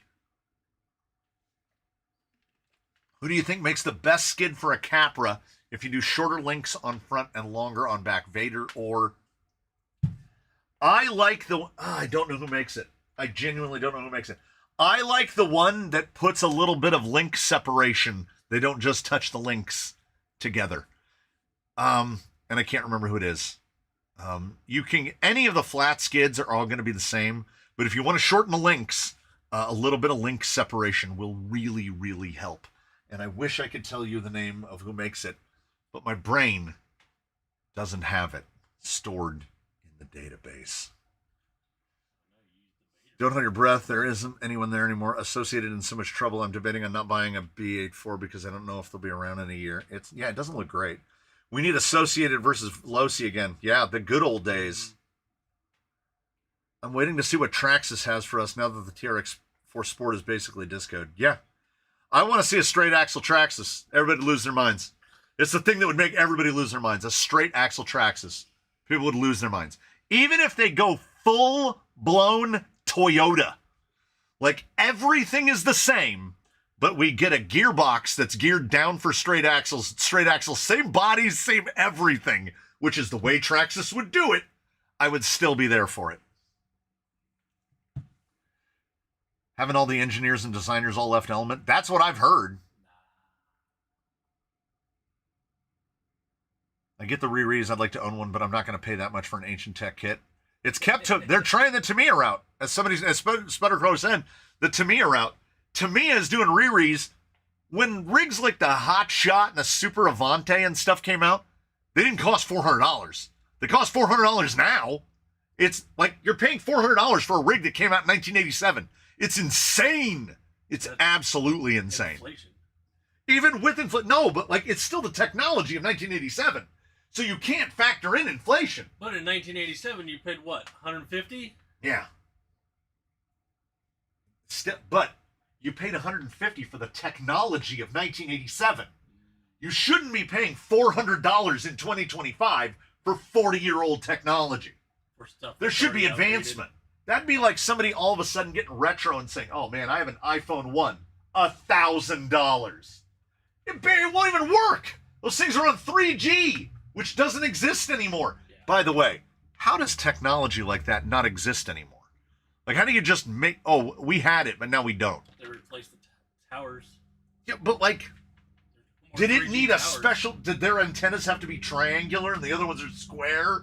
I'm not an electrical engineer. I don't understand how it works. I couldn't get 5G with my 4G phone. Right. But that's just a protocol. When it's in the air, how is 4G so different from 3G that at one point they just decide to turn 3G off? Yeah, we don't do that anymore. Yeah, I don't know. I don't get it. If people buy the re-re's, they'll keep making them. I understand the heritage. Yeah. I don't understand the one that destroying businesses is absolutely a rich man's game. Honestly, yeah. I know that isn't what's happening, but the whole associated element thing really feels like private equity. Yeah. This is what private equity does. It feels like private equity. I know it isn't. Like mismanagement will get you to the same exact location as private equity buyouts will, but it does feel weird. Horizon is in a lot of trouble. They just closed their California warehouse. Oh, that's fun. At least Associated acknowledges their heritage, not necessarily Thunder Tiger. Yeah, I don't think Thunder Tiger thinks about the past. Well, did Thunder Tiger put anything good out in the past? What would you suggest that I take to the event? It's not hard, but I don't want to look like one of those guys. A rock crawler. The blind guy says a rock crawler. Something, if you don't have something with lights, look at your crew, look at your guys, and think of which one you want to put lights on. Which one would you like to festoon with lights? That is the one to take. None of the trails are like overwhelmingly difficult. And yet people are breaking theirs. So just people carrying them past. As you're going up, there's an endless stream of people coming down with broken rigs. Was that just at night or was that during the day? That was at night. I didn't drive any courses during the day. I only drove at night.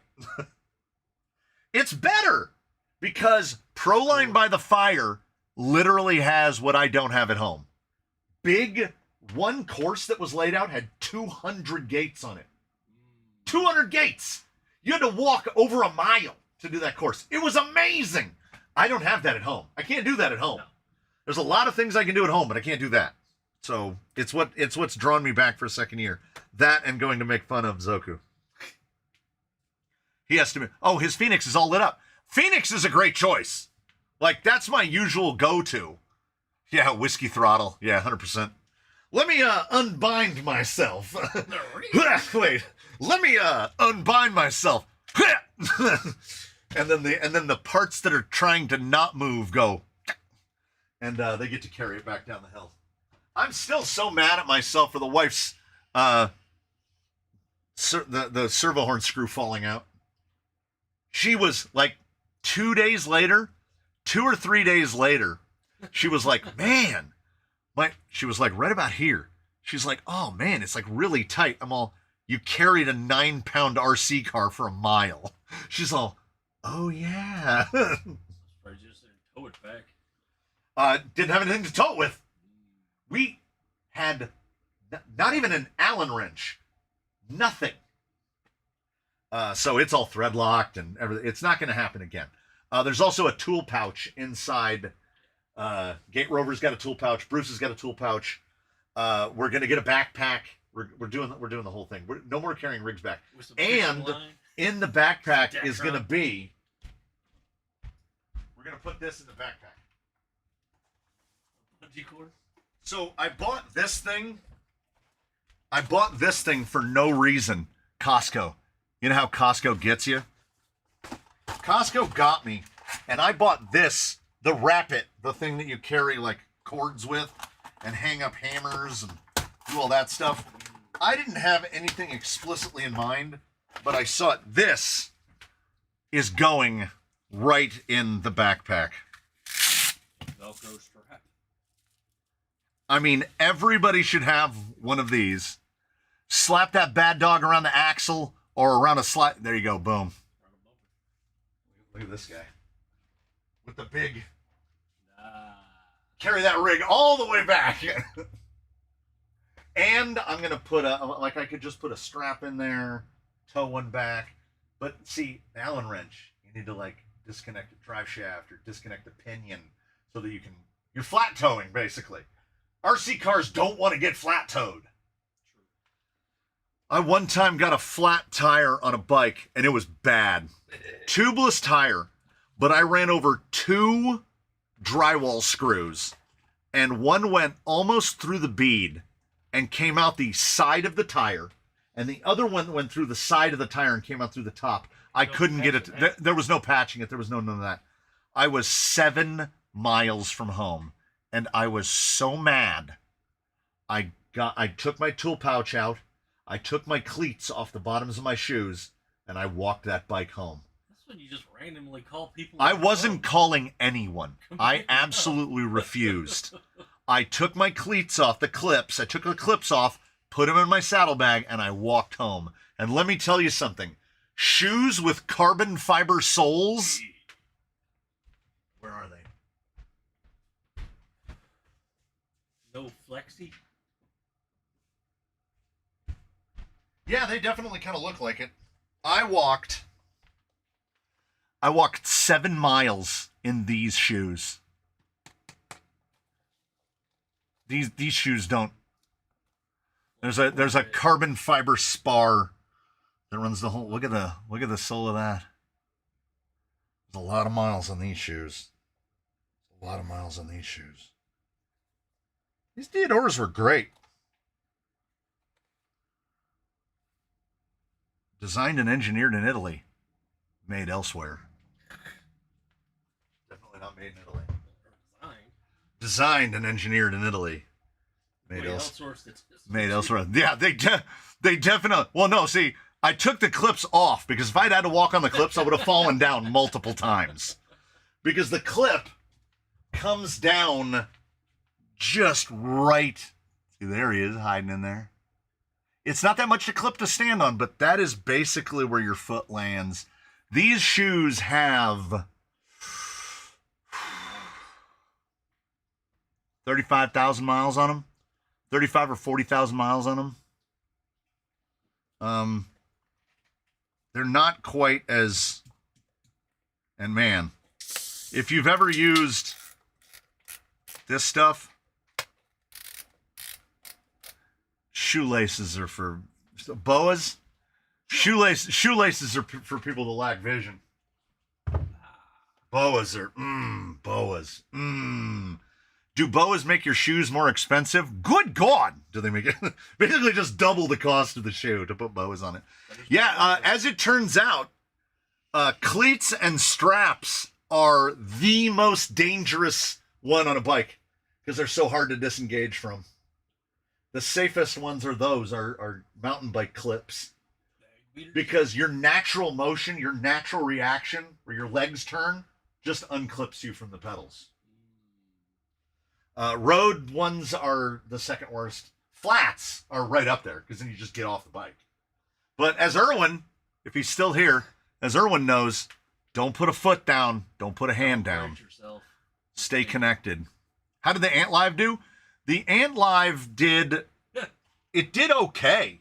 I want to say there's about 800 views on that thing, which still makes no sense to me at all. I just turned a camera on some ants and let it run for 5.5 hours. And the fact that people watched it at all is mind-boggling. So, here's a question for anyone smarter than me, which means most everybody involved here. How does this actually work? So if you have two servos, does it just treat both servos as the exact same thing? I don't understand. I was so excited because I was like, there's going to be less wiring. And then I was like, wait a minute. How does it get individual signals to anyway? Anywho. It's the same thing. Anywho. Okay. What I should do is push this guy over to the side. And we've got to try to mount some lights. My son hates his straps, but he needs it because he's learning to ride as an amputee. Oi. There was so many in the Ant View comments saying WTF. Oh, really? I haven't gone back and looked at it. I was in the middle of a forest preserve once in an unfixable flat. Had to do a similar distance walk, learned 510 flats. Oh, 510 flat, that's just like walking home in Vans. That's not bad.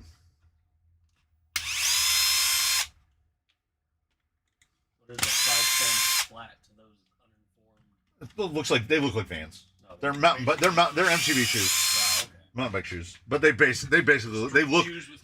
look like skate shoes. No, there's no clips or nothing. They're just flats. My son, okay. My Road Warrior days are way behind me. Yeah. I feel like mine are as well. I need the answer to be a success that's an indicator to the present perception of YouTube. Yeah. Have you ever considered having someone else come in and set up a course for you to run your own 1.5 or 2.5? I mean, send somebody over. You want me to do that? Looks like the splitter you need to wire all your lights to a single switch. My Revo has a Y cable for 2 servos. Yeah. I somehow got stuck watching some guy scratching lottery tickets and realized this guy was getting 40,000 views and getting paid to buy tickets. Why didn't I do that? All right. Right? Team Revolt's going to do something else horizontal, I have to assume. Because he's got a couple more months before he's back together. It's a cool little 3D printed piece. But it is just weight. Because it's got the little little reservoir, a little master cylinder, little batteries, little optimal, little gel cell batteries. What are these?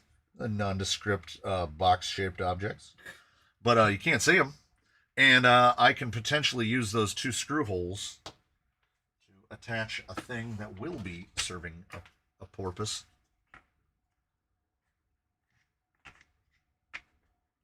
Probably want to grind that. Actually, maybe not. I don't know. That's okay. Might want to drum a little. Might want to drum a little bit of a Dremel. should also double check. Before I do any of that, I got to double check to make sure it clears.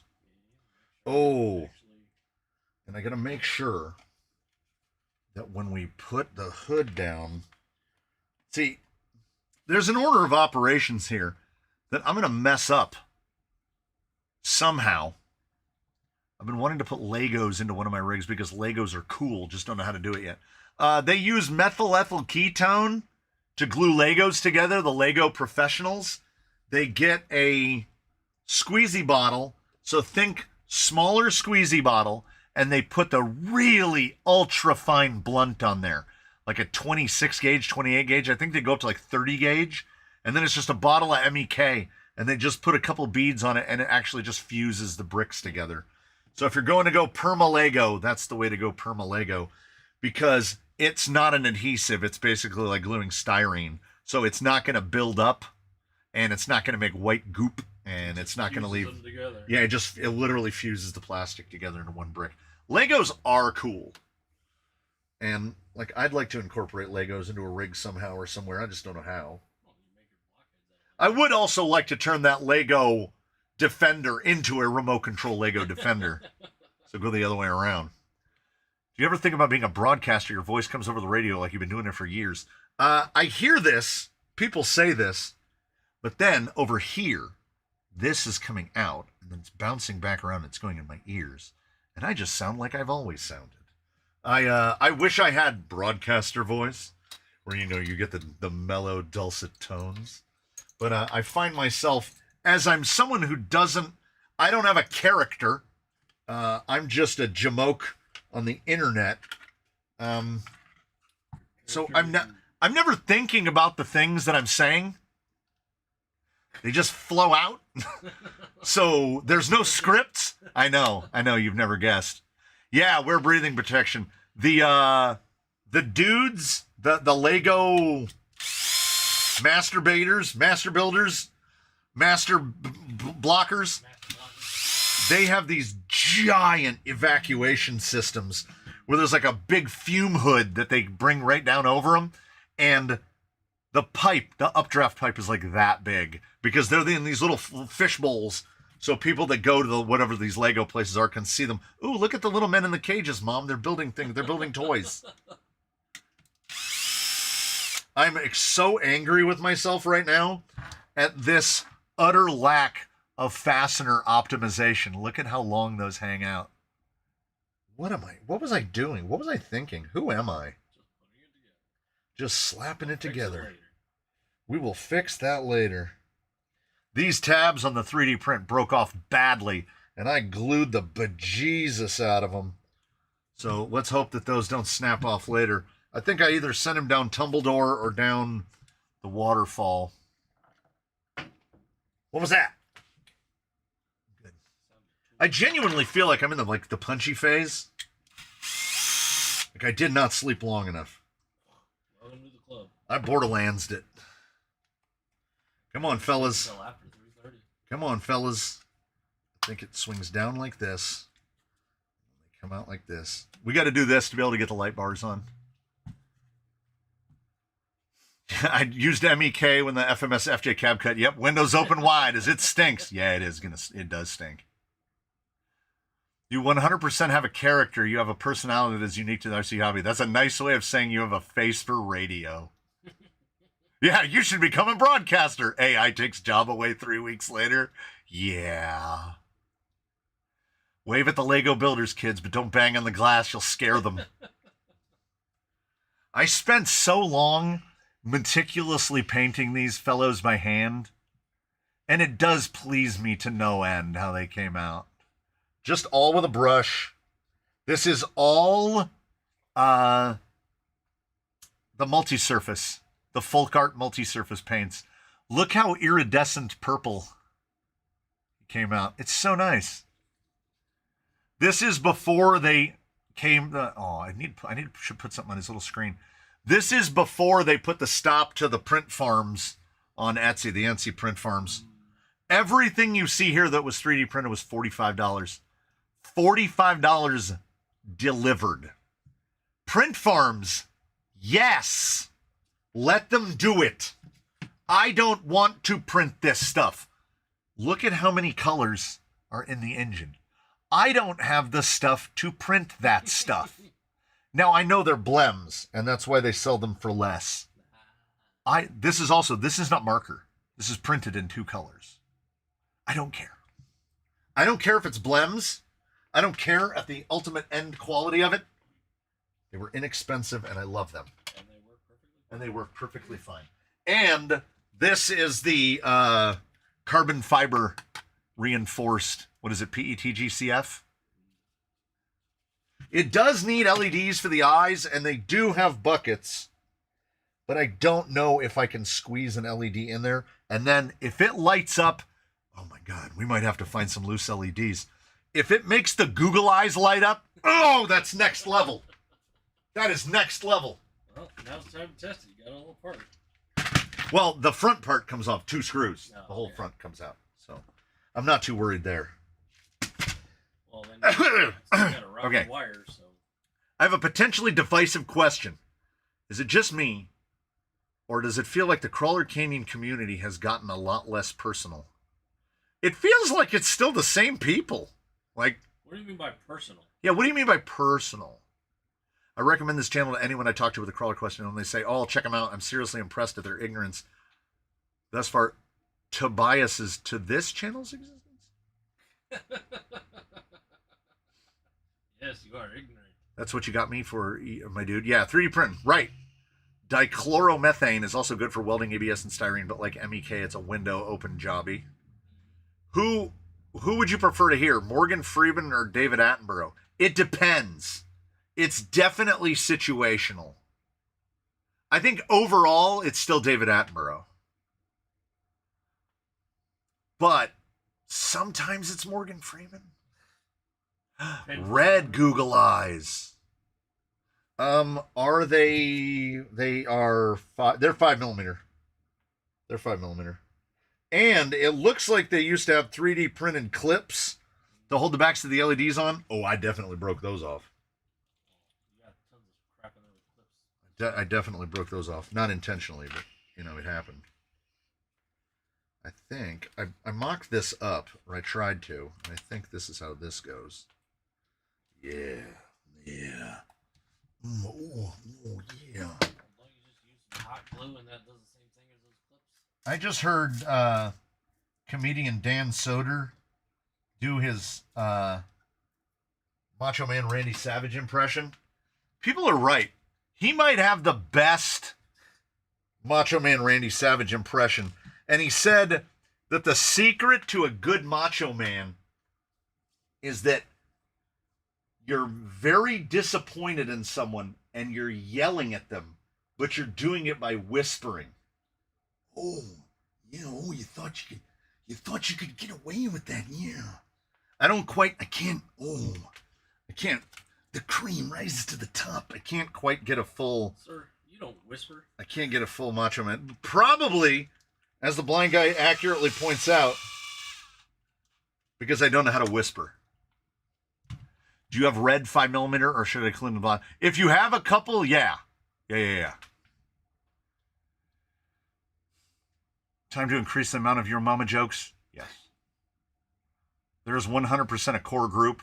Yes. A-Main is stocking in Jorah? What? It really doesn't matter what anybody liked about you too, because all fixing change anyway and you ain't gonna be for the better. I don't understand that phrase. Your mama runs Red Cat? It's like questions go unanswered. It feels like it's gotten so much bigger than the personal friendly vibe has gone. I wish I could agree with you, but If you see the question, you answer. in terms of people who are active, regularly active members of the community, currently in chat, there are about 20 people that are actually participating in chat right now. There's about 20 people. So I don't know how much smaller we could get the community to be. On the Discord, in terms of routinely, regularly active people, there's like 30 or 40 people total. And I find that if a question is asked, If I don't get to it, somebody else does get to it pretty quickly. If you want to confirm or unconfirm this feeling, head on over to like RC Crawler forums. Ask a question. See the random responses you get. See what happens. Hey, Blaze is building his first Tamiya. I wish you, depending on what that kit is, good luck and Godspeed. Look how nice. Hopefully it's not a tank. Look how nice that fits in there. Oh, that's nice. No matter what, people will be unhappy. Yeah. This is the live interaction here is a pretty small group, and it's the same people that are always here. Yeah, it pretty much is the same. Like there's not like the channel. Also, here's another one. Oft happens in the comments section, someone will make a comment. Just that. They will make a statement. I don't respond to every statement. They've made a statement. I'm not going to be like, hey, I'm right there with you, buddy. I don't want to sound like an AI dude. If somebody asks a question, and if they ask a question to me directly, I do my best to answer that. I know that this morning I was so tired. Somebody asked a question on one of the recent videos. I don't even remember what the question is, but I know that I haven't responded to it. And I will, but I don't even remember what it was. My questions lately have been answered. My problem is I work nights, so I'm the opposite most everyone on here. I'm at work. Everyone left, so I Bluetooth to the radio so I can listen. I'm replacing the starter in an E450. Nope. I will stay here, thank you. I'm not even saying tech questions. I'm talking about right photos. I've seen people in the Discord post photos that are rigs or builds and be completely ignored. I mean, that doesn't mean that nobody saw them. I don't comment on everybody's pictures unless they post micros out of their pen. Micros, get back in your pen. We're all having fun in the micro section. You get back in there. Get back in there. If I go to the Discord's tech section, it gets answered within minutes every time by one of 5 people. Yeah. Oh, Mad Scientist Makers is painting door jambs in his house. Trim work isn't bad. Trim work's not bad. It's tedious, but it's not bad. How are we going to run this wire down so it doesn't look dumb? I think no matter what, this is why we drive these things at night. We're going to have a bunch of zip ties all over the place, and we're just going to have to come to grips with it. Better than wires getting snagged on stuff, you know. Does anybody know what I did with the flush cutters? Never got them. You would think somebody would have seen where I put them.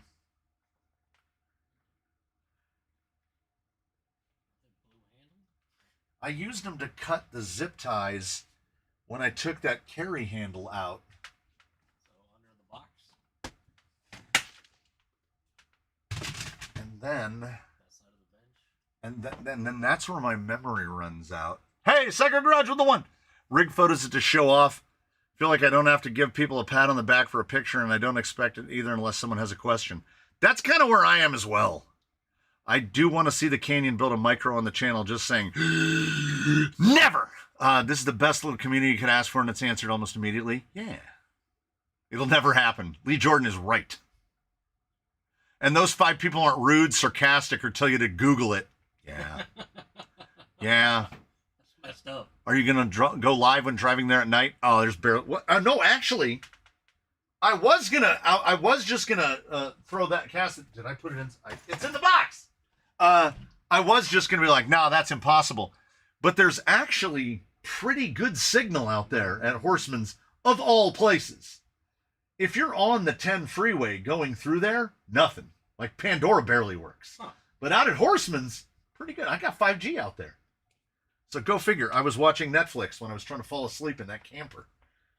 Don't go camping. It's bad for you. Now, what did I need to cut with these? Zip ties. Zip ties. Leave room for the red LEDs. Done. Oh, I cut that perfectly sharp and diagonal and stabby. There we go. We cleaned it up. I know. I should have left it. Knuckle dragger. Reminders. One got me. Shoddy work. One got me just a couple days ago. Didn't even feel it. Just kind of can openers you. I ran over my 24th scale D90 with a 6x6x6. I no longer have any working 24th scale rigs. Mr. C would build a crawl micro with a hammer. Yes. The only micros you get on the channel are ants. Yes. Exactly. They're all 6x6. We only do micro 6x6s here. The day Mr. C builds a micro and posts a video on his YouTube, it's AI or a body snatcher. Yeah. I'm bad about statements only because I forget the question mark. Yeah. We just tell people on the Discord to Google rig pics. Camping is great if your neighbor is a mile away and not having a party. Oh, out there, it's definitely quiet at night. There's no noise out there. It's just that, like, I don't want to sleep. Like, I've made the analogy before that sleeping in a tent is like somebody tried to turn a windbreaker into a house. Sleeping in an RV is like somebody tried to turn a van into a house. It is like, it's not a fantastic environment, you know? Like, I don't think anybody says that, oh, man, I sleep the absolute best when I'm camping. No, you don't. I love everything about camping. Even s'mores. I love campfires, hiking, seeing wild things, doing all that stuff. You know what I don't like? Sleeping on the ground. Because it looks flat, and it's not. And when you wake up feeling like acid is pouring out of your ears, that's when you know your head was half an inch lower than your feet. Yeah, I know. Military guys. There's certainly military guys here that have dug their own graves and slept in a hole in the ground. But that's different. Someone made you do it. There's a difference between survival and camping. You didn't one day just decide, you know what I'm going to do? No bed. Give me a shovel. And I'm going to dig a hole in the backyard. And I'm going to sleep in it. This is my bed now. And then every morning I'll fill the hole up, and then the next day I'll dig a new hole. And every time I've got to take a poop, I will dig a hole and I will poop in it. I don't know. Nobody's selling me on camping. I'm the opposite. If I see rigger build photos, I recognize the pride and joy that dude had in his build, and if he posted pictures of it, he deserves a bit of recognition. Then just do a little thumbs up. Like, here's the thing. Nobody on the Discord is going to say, you're going to post a rig pic, and nobody's going to go, boo! You did it wrong. Unless it's micros outside their pen, in which case I will smash it. You should have done this. You know what you should have done? There's plenty of places you can go on the internet to have people second guess you.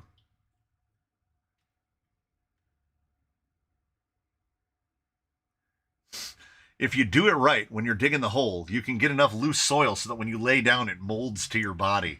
Yeah. What about the rocks?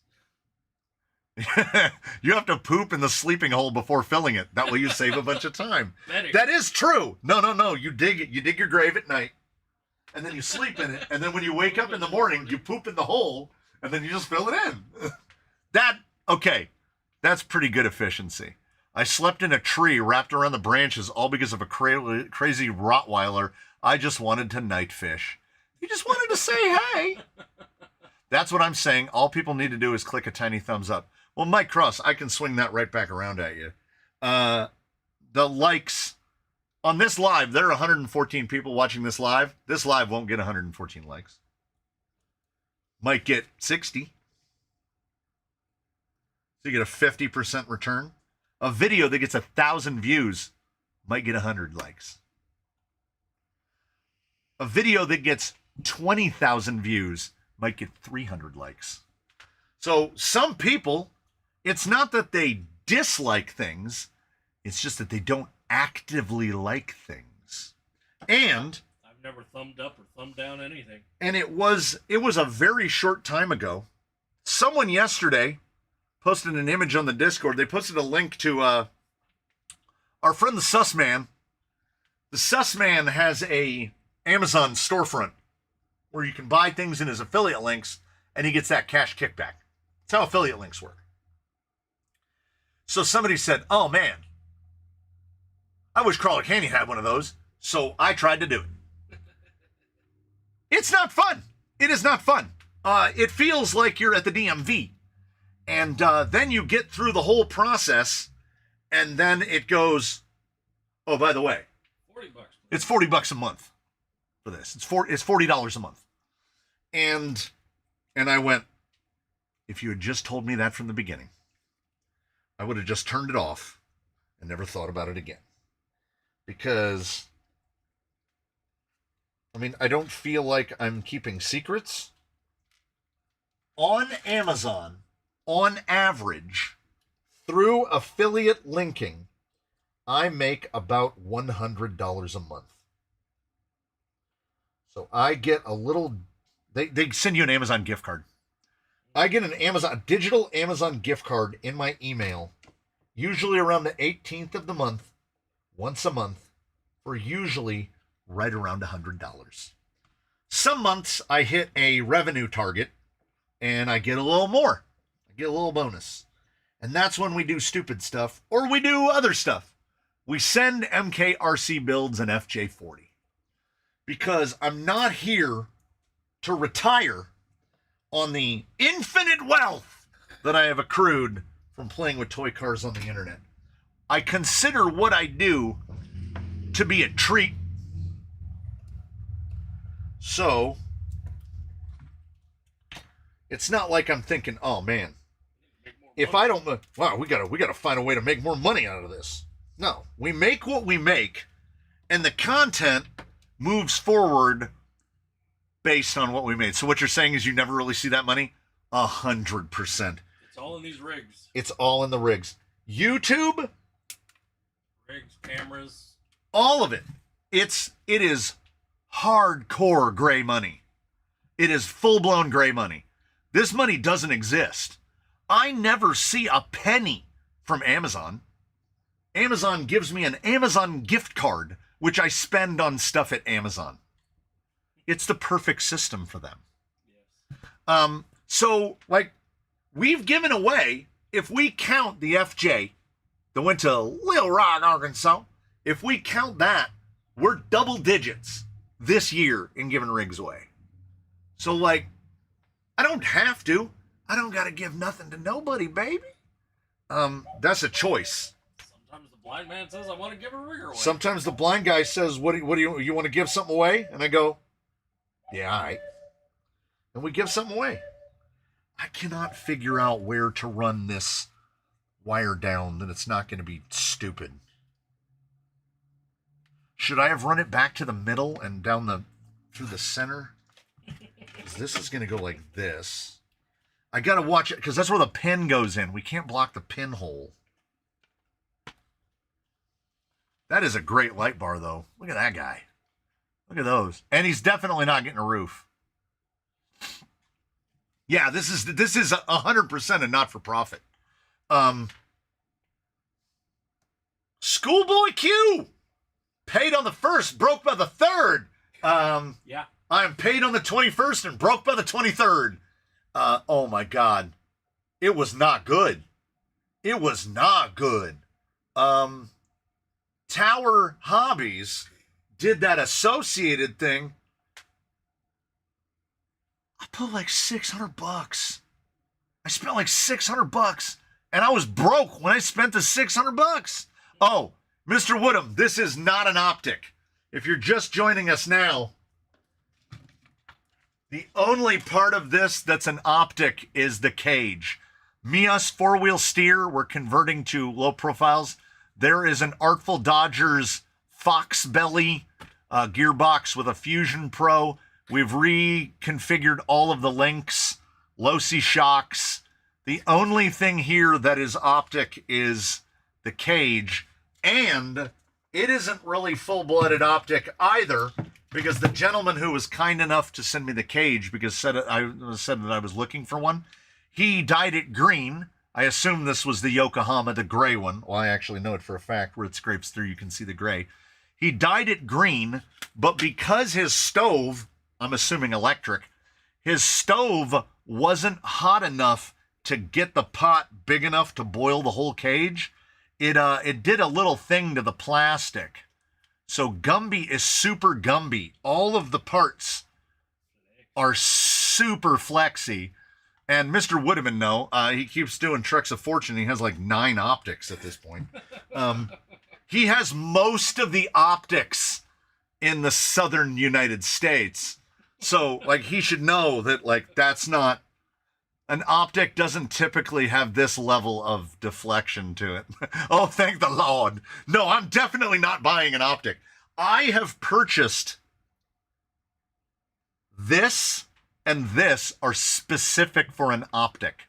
The light bar comes in a package together from Mias. That's the only thing I've ever actually bought. Well, the interior. Well, the 3D printed stuff. Yeah. Those are for an optic, but like not all cosmetic. Age, yeah. I've not bought a Vanquish. I haven't bought an actual functional part like a gearbox or an axle. Well, or the only thing Vanquish on that is the cage. The cage and the skid. Yeah. That's a skid from a VS410. So this is the way I would have done an optic, because you know what it costs to build cage vehicles? You gotta get yourself a titanium cage, spend like $600. Somebody gave this one to me, thank God, because I was fully ready to buy all black cage pieces on A-Main and spend like $150 on a cage, which is fairly easy to self-justify over time, because bodies now can easily cost $150. And at least you're getting a whole cage. And then we never would have gotten Gumby, because it would have been all black cage parts. It would have been something else. It would have been more boring and less. It would have been less fun. How's the BRX02 coming along? Boxes. I honestly don't hang on a Discord a lot because it's more of a tool, but like Facebook, all my follows are crawler pages, and I like tons of photos, Mike. It wouldn't take it personal, man. Yeah. I'd love to meet you. I'm only going Saturday because kids in school and work. I'm warming up to it depends. If I get home at 2 a.m, and which I probably will on Friday night, and then on Saturday, you can tell when you wake up. Do I have the energy to do this? If I feel I'll drive up there again. It's like an hour. It's an hour drive. It's not putting me out.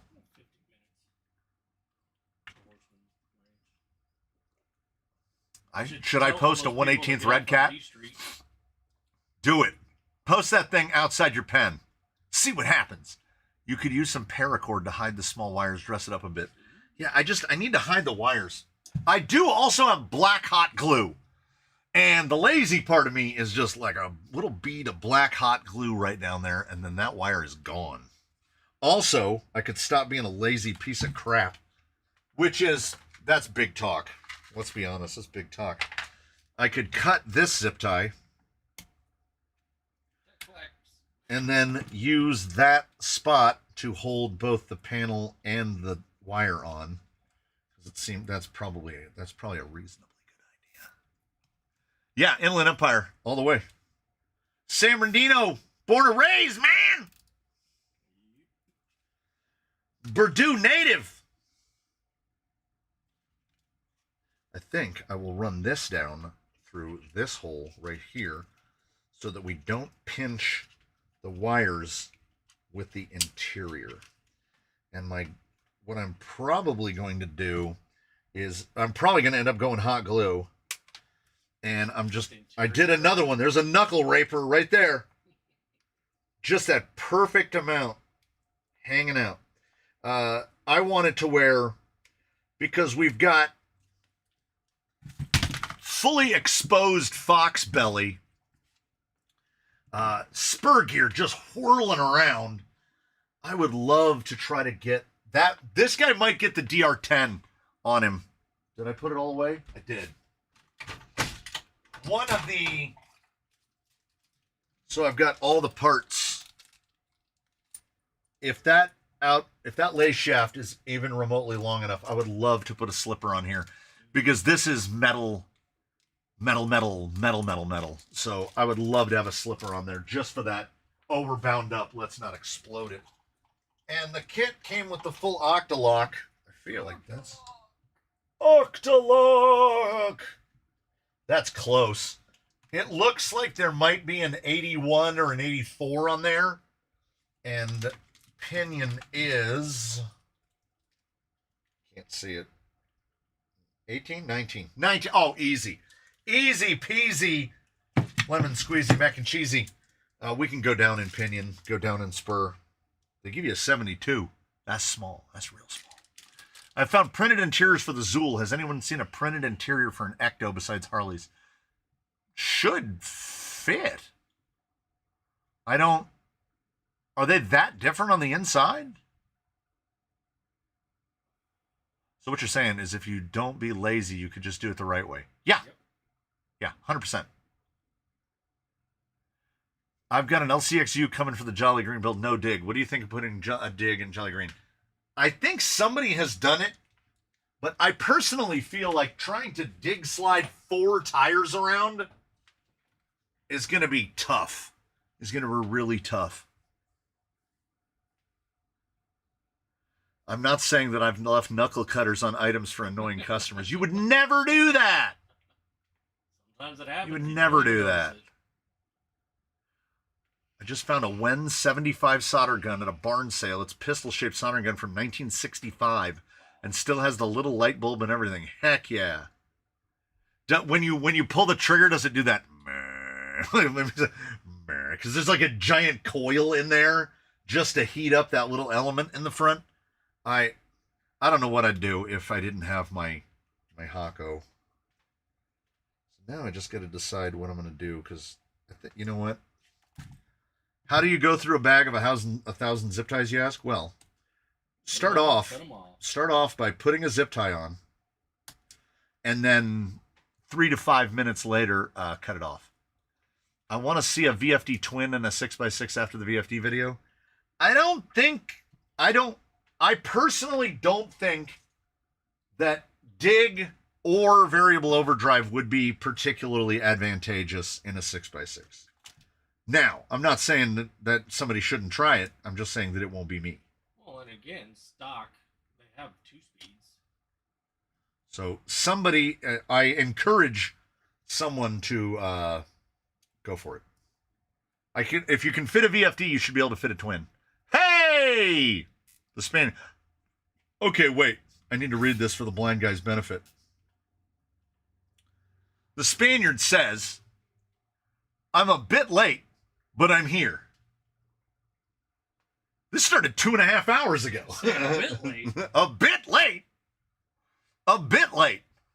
Now, what would be interesting, now that you've put it in my head, VFD twin in a Jolly Green, but put the little conversion gear in there so instead of overdrive and dig, you have dig and burn. Now we're talking about something. Lock the front. Right? Lock that front, get all 4 rear tires grinding.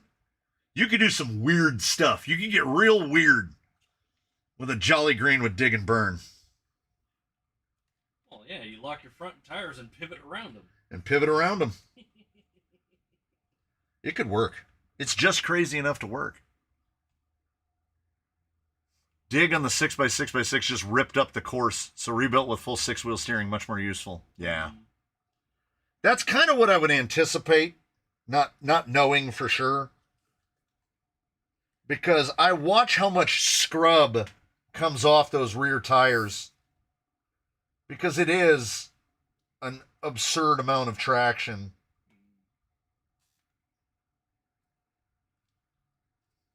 Okay, that's not bad. That's not bad.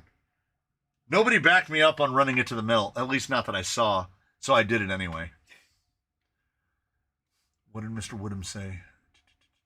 Just want to say, off topic, but for Go Past, that FMS 17 Fun Haver is legit. Yeah. I've recognized, you know, my Kraton hasn't moved in at least a year. Drive it.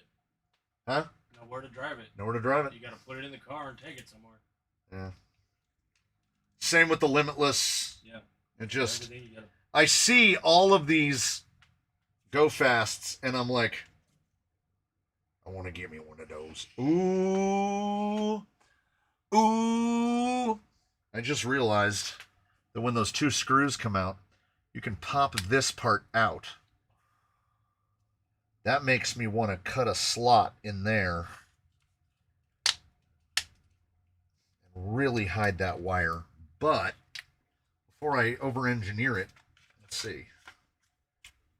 Yeah, there's not really any point. Like, you got to be that close to see where the wire is coming down. Just put another zip tie at the bottom. Hey, RC Zilla with another one. Did you pass out and then wake back up?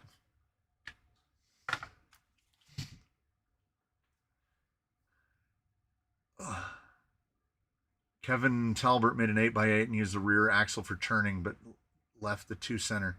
It's a funny episode to watch. And VFT Twin has selectable R-wheel drive 4x4. Oh, that is true. That is true. Yeah, you know what? I'm not going to do it, but I'm coming around on it.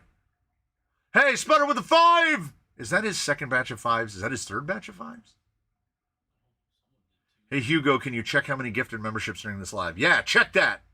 Get to work, Spaniard. You have to try a 2-stroke 5th scale at least once in your life. I've been in the presence of the OG low C 5B. 5B, that's what. Yeah, the 5B. I did pass out 100%. You could take the lock off the center diff and hook it to the dig so it releases and only locks the rear axle. That might work. Ooh, now you're getting super complicated, but I'm also very interesting. Use a crimp thing over the cable so it's all black. It's possible. It's possible. Green. It's possible. I'm not ruling it out. Now here's the question. Here's why I'm not moving at a tremendous rate of speed. I'm very tired. Also, above and beyond that, just by looking, by using my eyes, I don't feel that there is a good way to get all 4 of these rock lights in place without cutting them off of this and soldering everything up together. Like this, I'm basically installing an entire stereo system in a car right now. We have a 1-wire, 2-wire, 6, 8. All of these are going to have to get cut down and resoldered. And I have a couple extra, like I have my extra wire from stuff for soldering this stuff together. And then I'm just going to hot glue all of it to the bottom of this. Get the wires up out of the way so they're clear of the spur and clear of the batteries and everything. Because this is something that I only want to have to do once. And the true tale of it is that trying to do it on a live stream in front of a camera is difficult.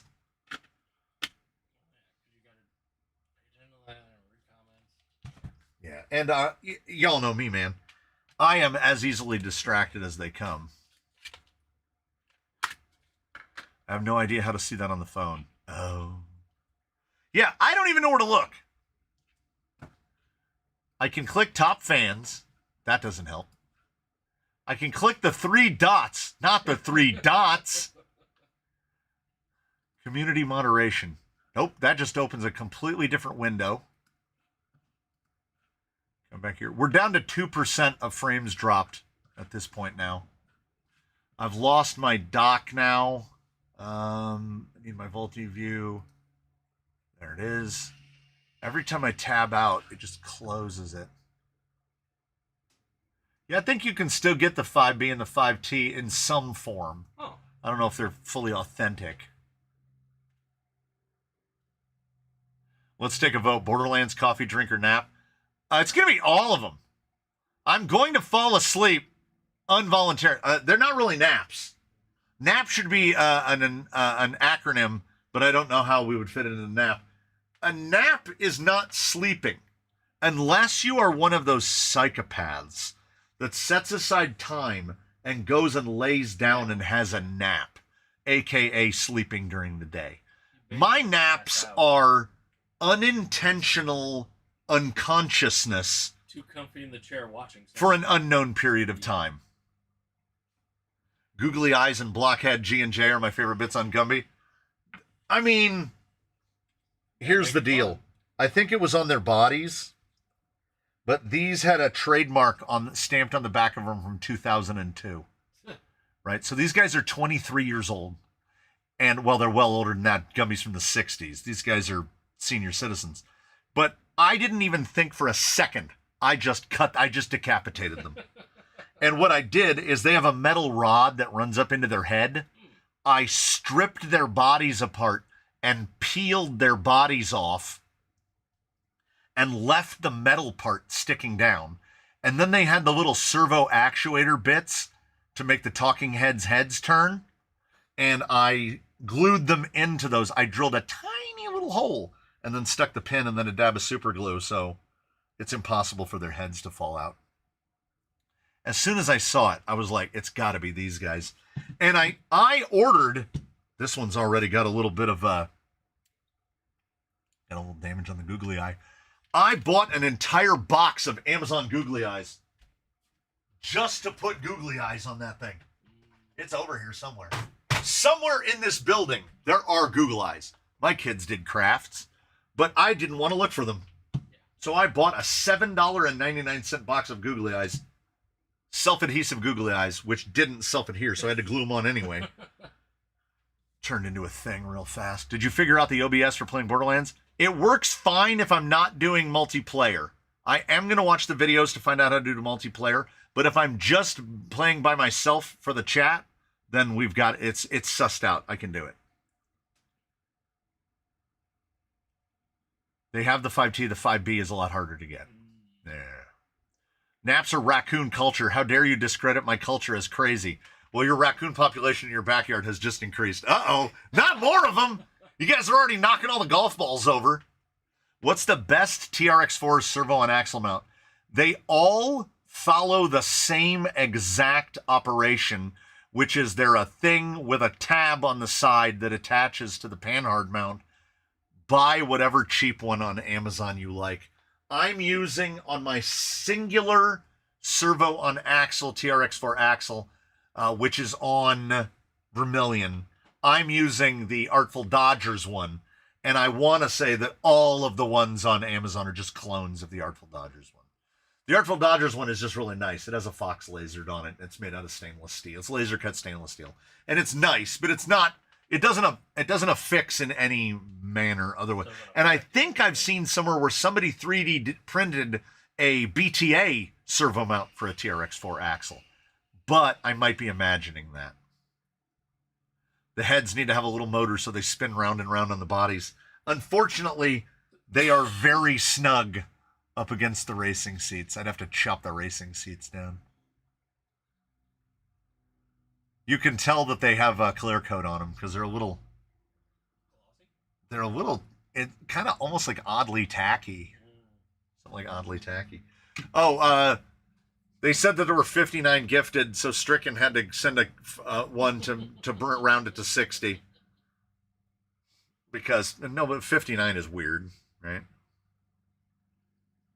I have an AMK SOA mount. Yeah, I think they're all the ones that I've seen, and there were no SOA mounts for TRX4 up until a couple of years ago. So they're reasonably new. And I will tell you this as a piece of advice: never try to run servo and axle on a TRX4 axle inside the C channels. They have way too much pinch, and you will take a bunch of your travel away. It will just bonk. If you're on any kind of flat rail, go for it. But in the C channels, I absolutely not recommended.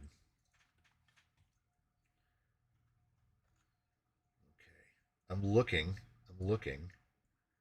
So if I run that wire up like that, trying to figure out best spot for this? I should just do it, right?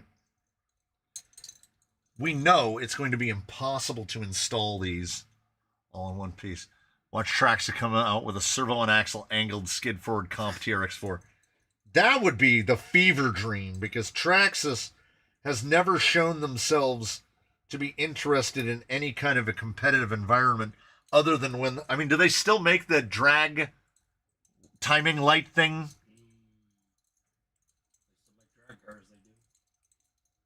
I like this noise. Just keep tingling together. Hey, Lumpkin Muffins. I've seen that name before. Haven't we met that guy before? I don't know. It's a good question. What's the guy from Arizona's handle? His wife does the bra shop. Jerry? Stinky J. I thought it was Lumpkin something. Stinky J.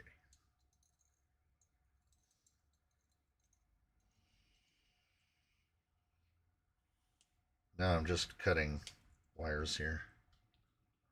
We're at the commitment.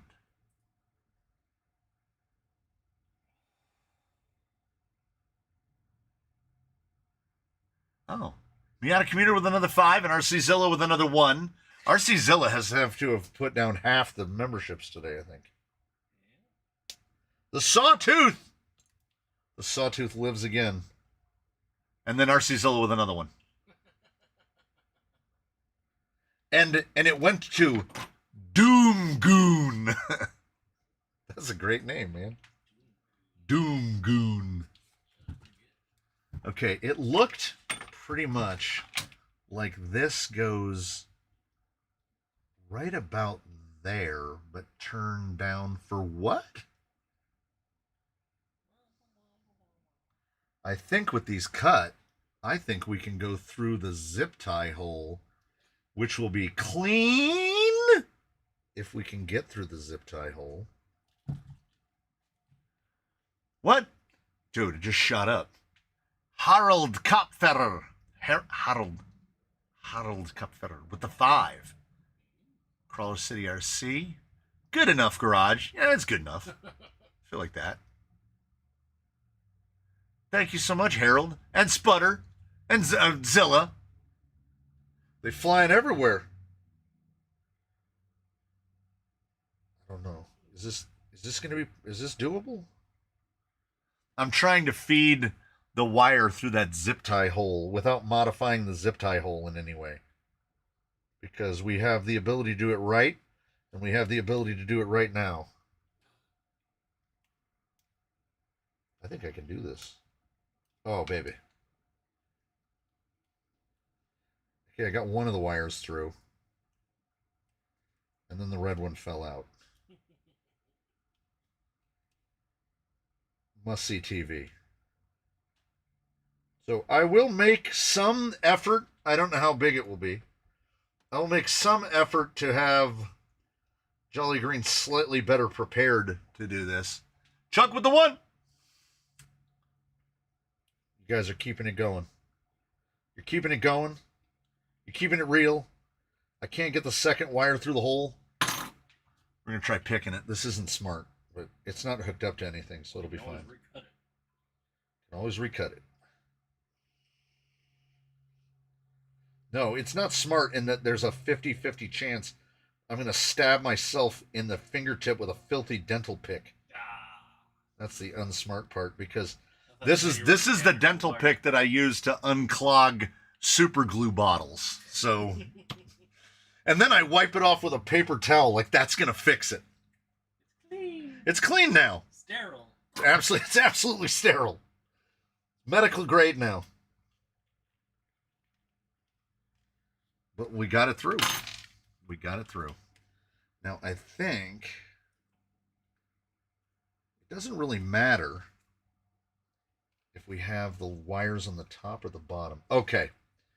So we can get that tucked pretty. Rolling with a 5. Did he hit anybody? I see Megs. Zen Frisbee. I've seen all these names before. Except Mill Hunky. That one I remember. Yeah, you are supporting PBS, and you can write it off as charity. Yeah.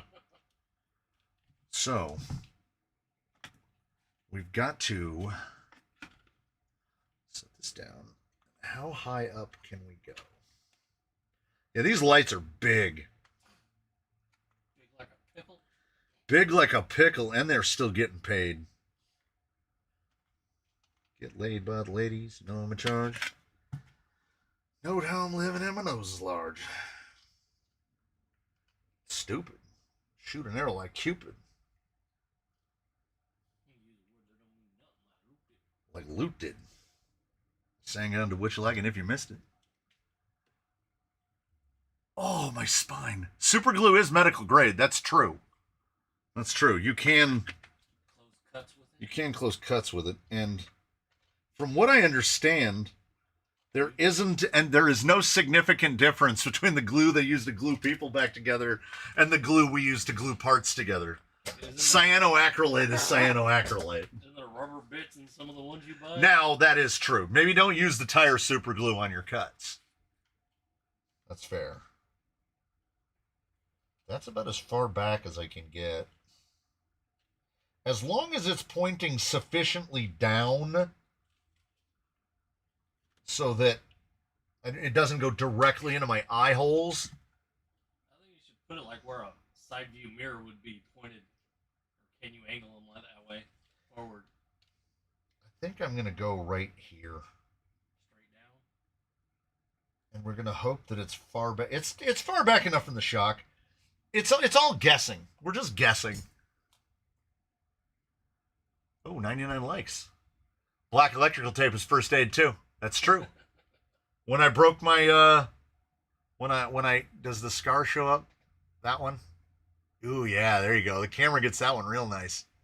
When I did that to the back of my thumb, it was a blue shop towel wrapped in electrical tape. And the nurse was like, "Oh, you've done this before." And I was like, "Yes. Electrical tape sticks to itself, but not to your skin." And then she unwrapped it, and she said to me, "Oh, you did a pretty good number on yourself there." I said, "Thank you." And luckily, it was a clean cut from where acrylic had slashed me, because they didn't have to. What is it? Is the word debride? They didn't have to debride the wound like they did when I messed up my back, wrecking a mountain bike. That felt amazing. And then, when I broke my right hand, and they had to, I don't know, they got a name for it as well. They got so I broke this bone right here. Not exactly a boxer's fracture, but something very similar. And the bone had kind of shifted off of itself. So they did a thing where he said before they put the cast on, we're going to have to try to reset it or redo whatever, right? And I was like, at this point, I did no pain medication, nothing. It was just a glowing orb of pain at the end of my arm. And I was like, at this point, do whatever you got to do. I don't care anymore. And he shot lidocaine into it and then waited about 30 seconds. And then he's like, "Okay, we're going to do it now." And I was like, "What?" And two men came and held my shoulders down. And then the other guy grabbed these two fingers and pulled them like that. And yeah, it set the new mark for what pain is. Because it felt like I'd been shot. Basically, it was one of the most uncomfortable sensations I've ever felt in my life. And I was like, well, thank you for that. So, do not recommend. What did I do with all that extra hardware? I think I drilled the hole about a millimeter too high. And when I say a millimeter, I mean it. Because it kind of clipped the inside of the cage. So now I have to get a nut on it somehow. When I severed the end of my thumb, they used a toothbrush. Yeah, that's pretty much how they did my back. But it was one of those, like, they sell those brushes for, like, cleaning your fingernails? Well, fingernail brushes? That's basically what they cleaned my back out with. Because it was all full of gravel. Now, I was completely numb to that experience. I didn't feel it at all. But I could hear it. And I could hear the gravel clattering around, which is disconcerting, to say the least. But the hand was maxed out, man.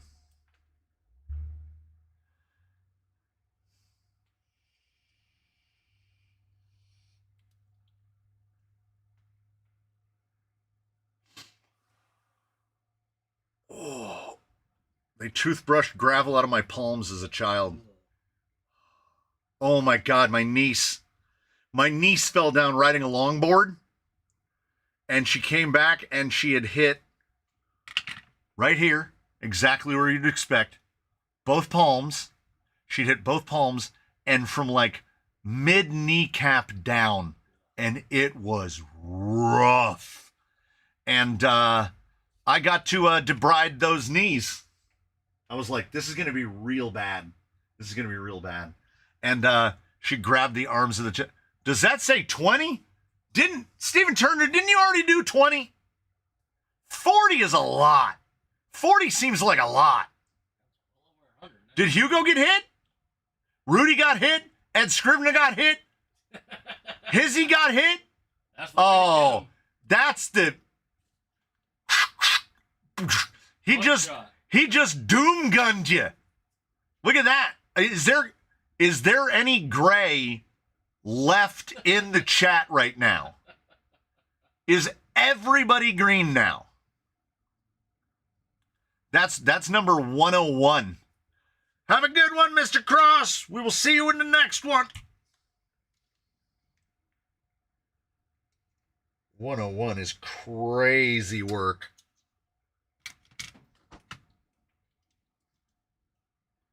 I put all this together like there was going to be no possible problems. And now I am piloting the struggle bus. And I'm not saying that the gift memberships are distracting. But holy cow, 101 is wild. And there was a couple super chats in there as well. So I went a great deal of my life up until a relatively short period of time ago where I never needed I don't need readers, right? But for the longest time, I could just look at stuff. I assumed astigmatism based. I could just look at stuff and see just fine and not have to like look over my glasses or take my glasses off or anything like that. And now, that real up close, like they say, what is it? A cat can't see like 4 inches from its face or something. I'm a cat now. Because when I'm trying to get this stupid light on here, it's so close that I can't quite see it. Yeah, I could have gone a little bit lower, but you know what I'm going to do? I am 100% okay with that. That's going to be great right there, and we can probably actually right there. That's, in my limited experience with rock lights, that's pretty perfect. Didn't get kit crawlers or Vlaze. Oh, RC Fabricator. There's a couple.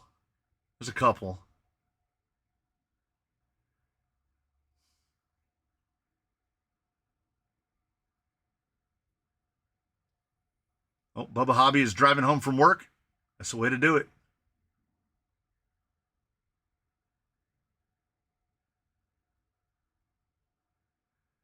Did I miss a Mike Cross comment? Did I miss something? Were they going too fast?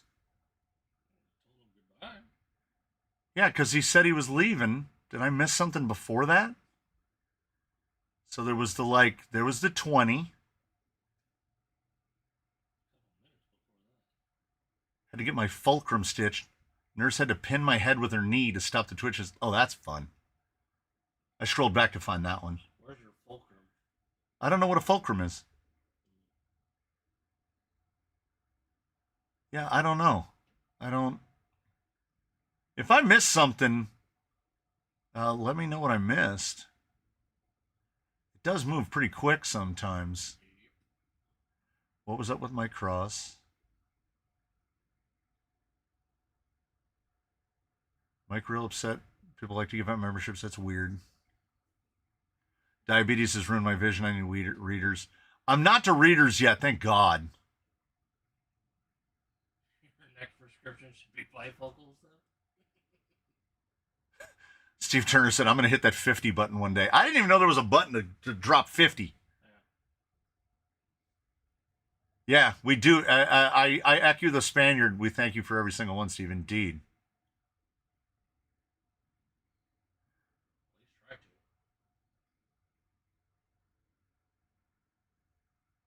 Mike is a bit mad about all the memberships because it's too much spam.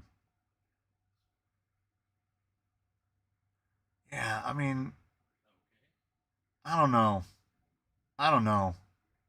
Like, Mike is upset about the gifting. You said see you next week. He said probably not. Oh, okay. All right. I mean, I don't feel like I'm in the position to speak for anyone else, so I try not to speak for anyone else. Everybody's got their own. Everybody's got their own deal. Everybody's got their own things going on. I don't judge nobody for nothing. I will say this. I don't know why everybody feels obligated, I think, to defend themselves. I feel like for some reason, one person was apparently upset by what has transpired today, and I feel like I need to defend myself because of that, when I shouldn't. Yeah, he's got something going on, or he doesn't. I don't know. I don't know what we or I could do differently. I wouldn't say, on the one hand, if a live stream goes by and we get 100 gifted memberships, or we get 20, or we get nothing, yeah, I'm still doing it. Like, I'm still gonna do it. I didn't get gifted memberships for the first couple months that we were doing this, so it's not the motivation. It's a side thing. The gifting seems like sometimes it turns into a competition. Hey, if you guys want to compete to give money away, who am I to tell you to stop, right? Like, I am more, I've said this in videos, I'll say it right now, I am definitely more often going to tell somebody what not to buy than I am to tell them what to buy. I don't want to tell you how to spend your money. I don't think I am ultimately telling you how to spend your money. But I think that money is better spent some ways than others. I still have, not full-fledged, I have a reasonable amount, I think, of imposter syndrome. I think everyone does. I think everybody, if given something, has this little level of, I don't feel like I deserve this, except for sociopaths who think they deserve everything that they are given and think that they are also entitled to even more. They want true equality, in which they get more than everyone else because they think that's what equality means. So I don't know.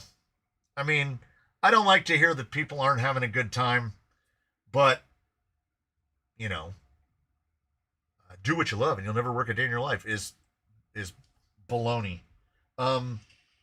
Sometimes it's work, sometimes it isn't. Yeah, the gifts are to keep the canyon machine going. Yeah, yes. Mad Science, I've been looking down for too long. He's absolutely right. Mad Scientist Maker's absolutely right. Accept the FMS FJ40. Get one. If you don't have one, you should get one. It's a money pit. You will not save money by owning one, but they are fantastic. I dislike Class 1, and I'm never going to like it.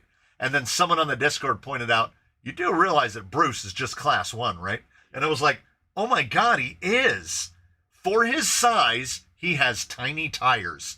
He has a giant, in plutonium heavy hard body. He's on leaf springs. Bruce is a Class 1. I like Class 1. I just don't like tiny things. And apparently 10th scale Class 1 is too close to a micro. So give me 7th scale Class 1 and I'm happy. Somebody needs to build a Class 1 SCX6. It is what it is. He probably has his own reasons and problems. 100%. Yeah, it's fine. If there's one thing that I need to emphasize, if you have to think at all about whether or not you should give money, then don't do it, right? If sending money to the channel stops you from buying stuff for your own thing, then don't do that. Don't cut into you to fund me. I'll be fine, right? We got over 100 gift memberships today. That's real. That's going to bump, that alone will bump the month of September up like burp. Like we're basically automatically going to make more in September than we made in August. And my impressions are going to go way up. So when you make a single, if your deal is you can afford to throw down one gift membership, that's fantastic. Literally everyone helps. You're throwing a rock in a pond and the ripples spread out. Mr. Turner threw down 40, which is like throwing a cinder block in a pond and the ripples go because the stupid algorithm to whom we are all beholden, it sees those gift memberships and it goes, oh, this guy's hot. And my impressions will go from, in the month of June, I foolishly told people to stop doing gift memberships. And my impressions, which are how many people that have never seen the content the videos are shown to, dropped by almost 60%. So views fell off. We are still in recovery from that fall off. We still haven't gotten the views back because all y'alls, the guys who watch every video every day, you haven't gone away. You're still there. But there's these two lines. Here's what YouTube looks like if you're Crawler Canyon. If you're Crawler Canyon, this is what YouTube looks like. We're going to draw another graph. There's a graph like this, and it has two view lines. It has views from people who are subscribed to the channel, and it has views from people who are not subscribed to the channel. There's a line that it goes like this. This is subs. People who are subscribed to the channel. And then there's a line down here, and it's like this. And this is unsubscribed people. That little amount, this little shaded in area right here, amounts to about 300 or 400 views a day, right? That's not a huge number in the grand scheme of things. Is it? Yes? No? Yes? 300 views a day is 9,000 views a month. So this little guy's down here is 9,000 views a month. And then YouTube stops sending out those impressions. So then the line is like this. And now instead of 9,000 views a month, it's 2,500 views a month. I'm not even getting 100 views a day from people that don't watch the channel. So infinite growth is a myth. It doesn't happen. But all of y'all, there's all of y'all that are here. All of y'all won't be here forever. So there are people that were absolute regulars in the chat all the time, and they're not there anymore. Hugo, like he used to be here all the time. Now he's never here. Hey, so some people fall away. Some people have lives.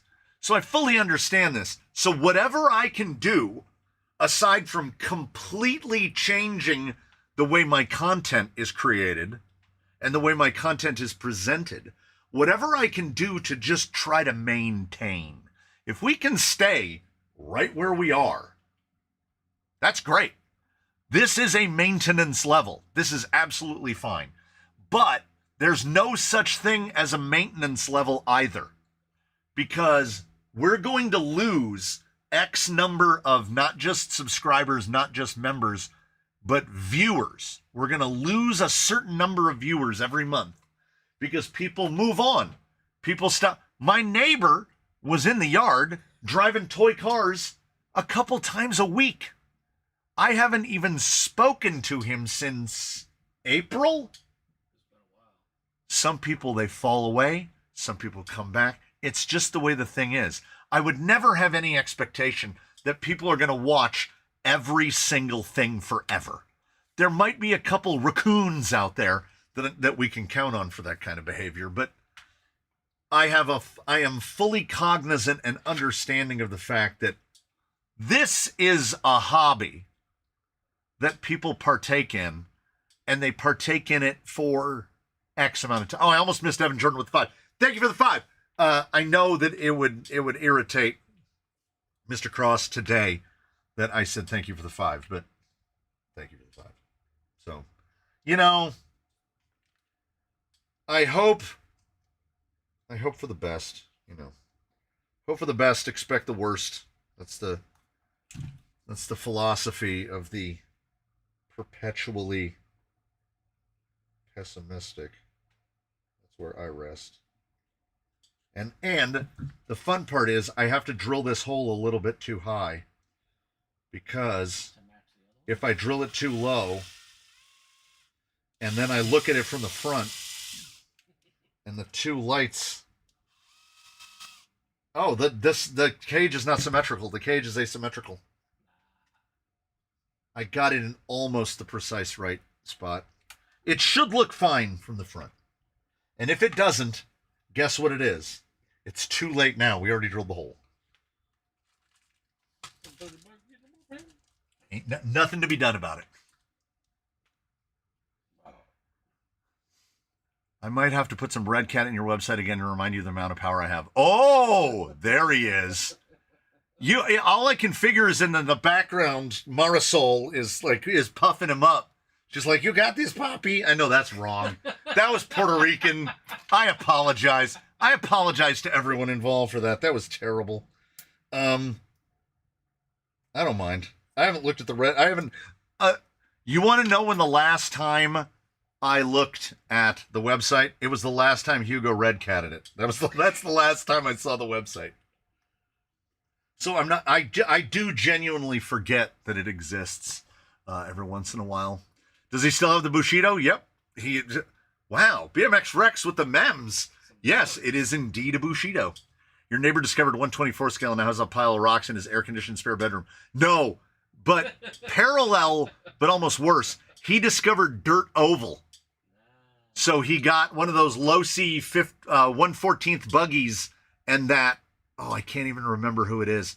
Somebody makes a full-on, sprint car conversion for it, and he built that.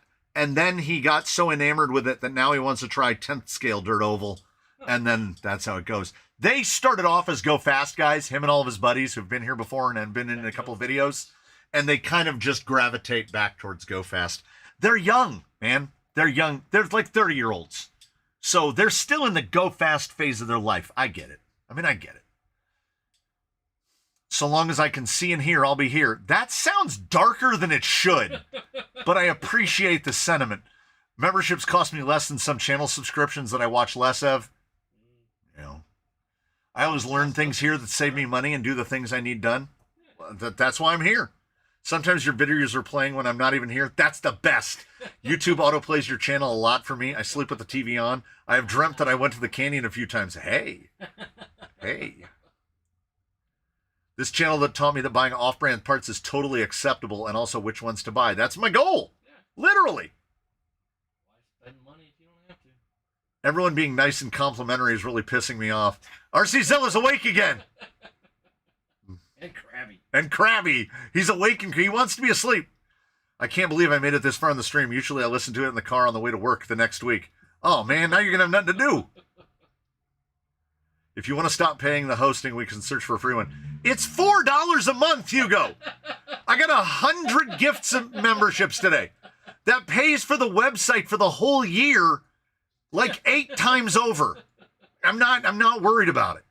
$4 a month isn't breaking the Who's bank. during dirt oval in your area? Nobody. He put a tiny little dirt oval in his backyard. Crawling is calming. And trailing is even more calming. Zilla is on enough meds to start saying, I love you, man. I love you, man. Yeah, in California, dirt oval is like, it just doesn't exist. Are we going to all post what mistakes we would have made if we didn't find this channel or mistakes we did before finding the channel? Yeah, we were just talking about Jerry, the guy. I did a build, the video that had the brazen frontline in it. He bought a stance and then saw my video about the stance and then was like, oh, I'll check this out and see what it's about. And he was like, he watched that video and he was like, this guy doesn't know what he's talking about. This guy's an idiot. And then he started doing the research on the carbon and he was like, oh my God, I got taken. I got absolutely taken on the stance.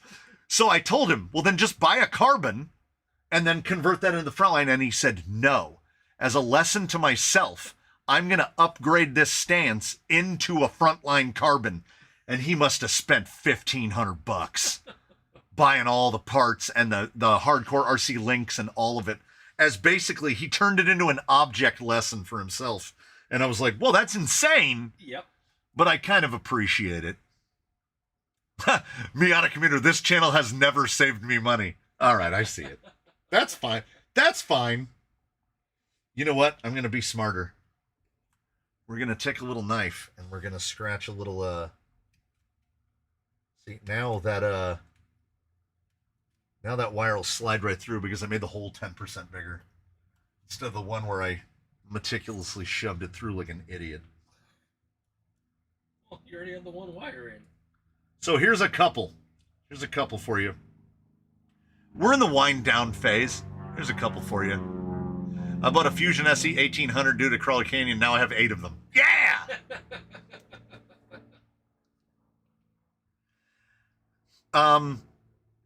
I was watching the Yogscast. Yeah, the Discord kills budgets. Yeah, it does. I never would have known. I don't browse Tower. I never would have known about that associated sale. Yeah, I haven't been to Tower. I haven't bought anything on Tower in I don't know how long. Since Go Fast Slash days. So I got taken on that one. Okay, so I was watching the Yogscast play GeoGuessr, and they play it badly, and it's wonderful. And the like second or third map comes up on GeoGuessr, and it's like sundown window tint, right? Is the business in the thing. It says sundown window tint, and right below it, it says Indiana Business Plaza. And I'm all, hey, that's Riverside, which is right that way. I go, that's Riverside. And they turn the camera and look down the street, and it's palm trees all the way down both sides of the street. And on the other side of the street, it says, like, Secure Store Tyler. And I'm like, that's right behind the mall. I know exactly where that is on Indiana. And I've never seen on the internet something come up and be like, hey, look at that. I know exactly where that is. I'm usually like trying to guess along with the game. And about half of these lovely British people guessed the great state of Indiana. And I was like, dear folks, I'm not 100% sure, but I'm pretty sure they don't have palm trees lining the streets in Indiana. I could be wrong, but I don't think that that's the case. And then I watched another video of a goth girl wandering around the liminal space that is the Westminster Mall in Westminster, California, which is a mall I grew up going to. And it's really weird to see people go to places and do things at places that I know intimately, because the internet doesn't feel real all the time. I make smarter purchases, but now I buy way more stuff. Yes. This channel definitely has not saved me money. It just gives me crawler FOMO. And then when I read Real Bad, I read it in the Jennifer, Stifler's mom. Real bad. Gives me crawler FOMO real bad. Don't Buy a Stance was my first Crawler Canyon vid. Same story. Already bought a stance. This guy's nuts. Hey, bring battle that guy. I got to run and enjoy the rest of the stream. Are we still good tomorrow? Absolutely. Absolutely. Yeah. I will fit you in between Borderlands. I lowered the camera down and I realized it's too low, because when I reach for wrenches now, you get blurry arm hair. But I think if it's in focus, it'll be more horrifying. No, you can't tell what that is. It's awful. Yeah, I will be here. He rarely leaves. Hugfest 2025 West Coast only. Do you have a tire washer? What's a tire washer? We got a bucket. I got a bucket. I have a bucket, and what I do is it still right here? Yeah. I take this, which is an axle from a Rift. I put the tire on it.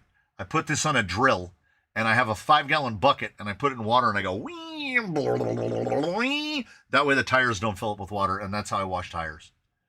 If there's another way to do it, there probably is. And if it's better, there probably is.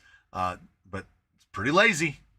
And it gets her done. And if they're really super muddy, it works great. I've got 4 SEs because of this channel. JCon only, 5 sets, blue case servos, and 3 rigs built, and 3 more coming. Doubling my crawler stable because of the channel. We'll get you up. We'll get you up double digits. We'll get you up there. Like the featured rig, go to video description and copy every link of the build. Done it multiple times. Holy cow.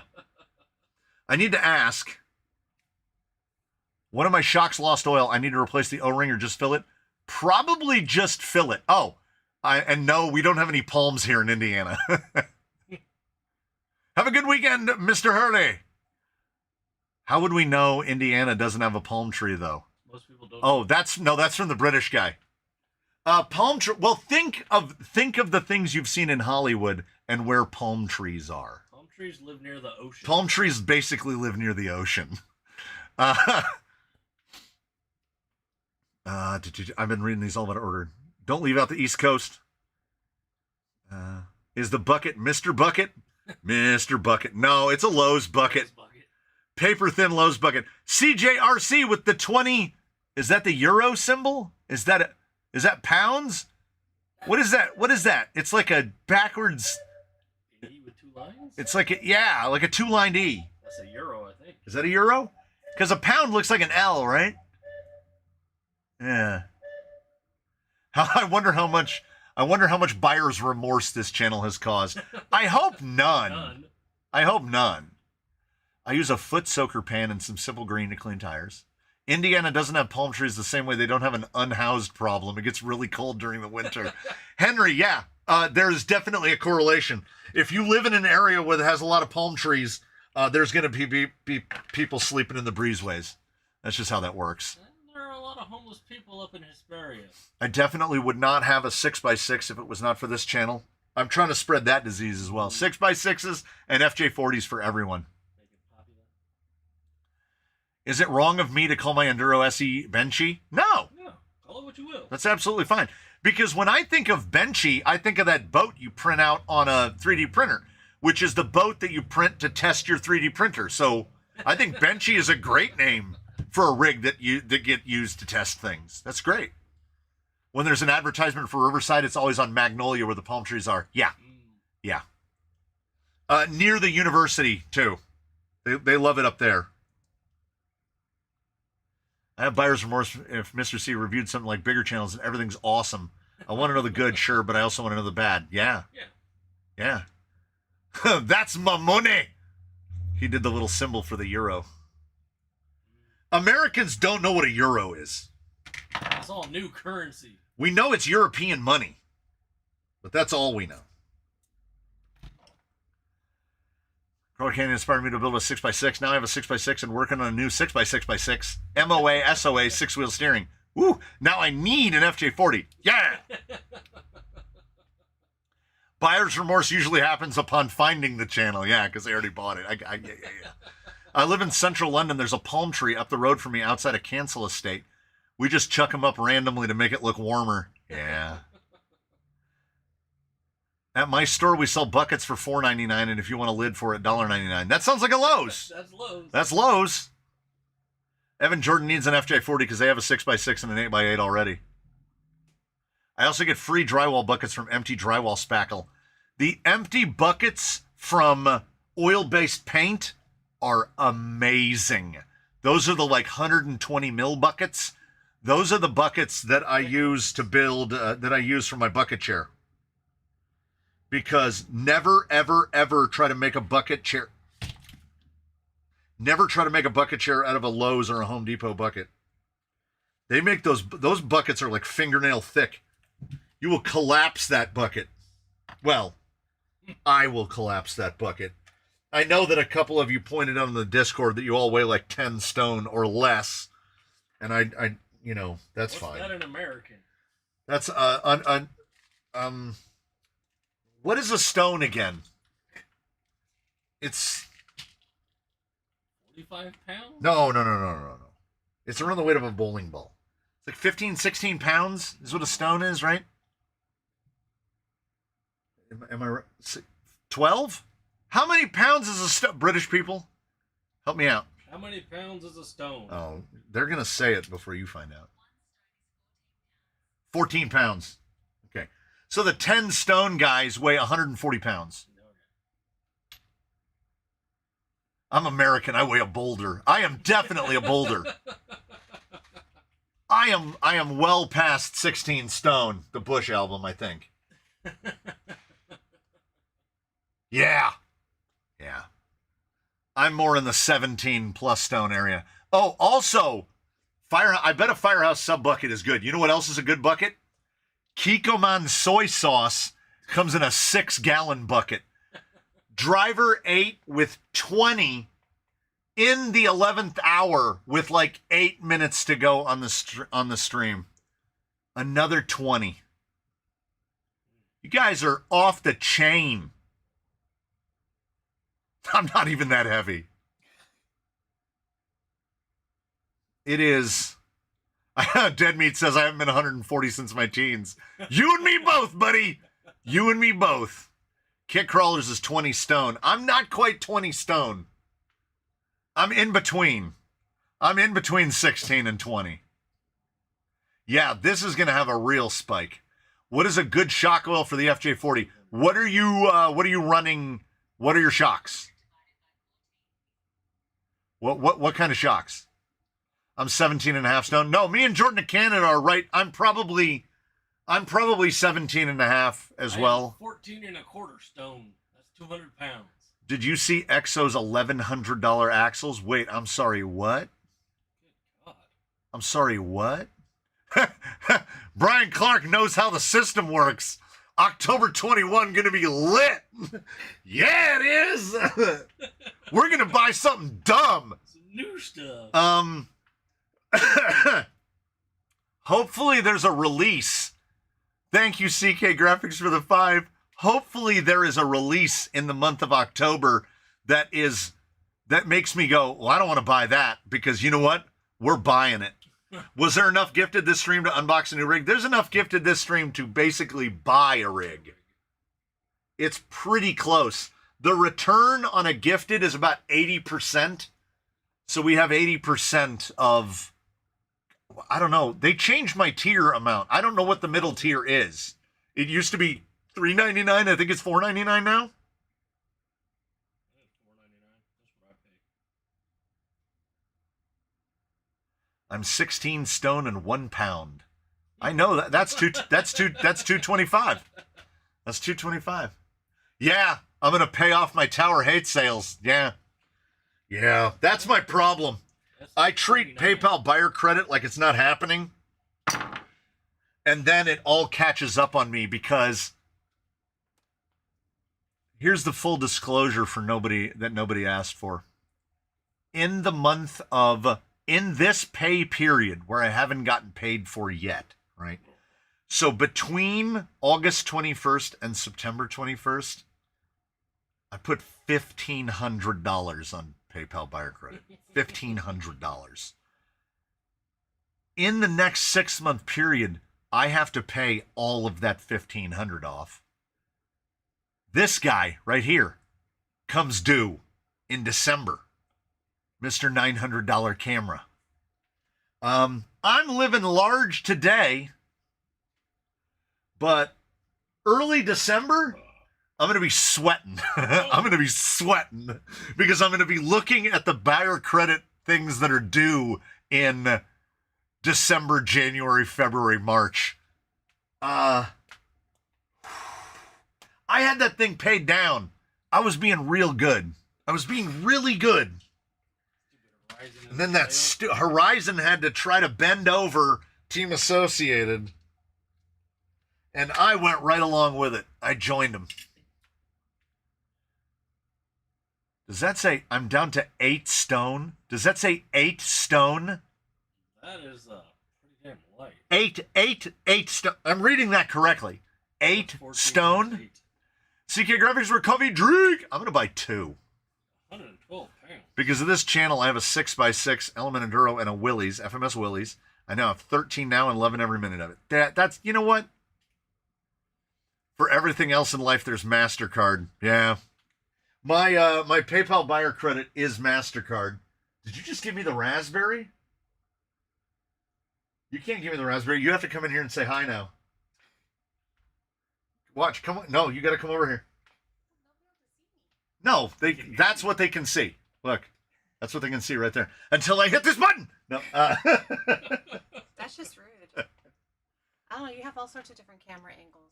Yeah. This one looks straight down. Like that. I was supposed to do soldering today. You see how much soldering. Never even turned the soldering iron on. And then we turn on camera. There it is. Yeah. Crazy. Is that Mrs. C? It is indeed. I thought you had a meeting. I have a meeting at 4 o'clock. She's got a meeting at 4 o'clock, which means she doesn't get to go to the coffee store with me today. Because if I wait too long and then I drink it, I won't be able to sleep. Well, 30 minutes should not make a difference. So this guy weighs 8 stone and got up. He made it to 10 stone twice in his life. What is stone? 8 stone is 112 pounds. I wish. The wife wants to know your secret. No, she can't pull the plug from in here. She can only pull the plug from in the house, which I foolishly pointed out because she didn't know that was possible. I have more muscle than he has body. That's true. I cannot even imagine. Honestly, and I mean this in truth, I was probably 112 pounds at like 10, 11 years old. I don't remember being that little. The wife has no recollection of ever being 112 pounds. No, I think I went to like 125.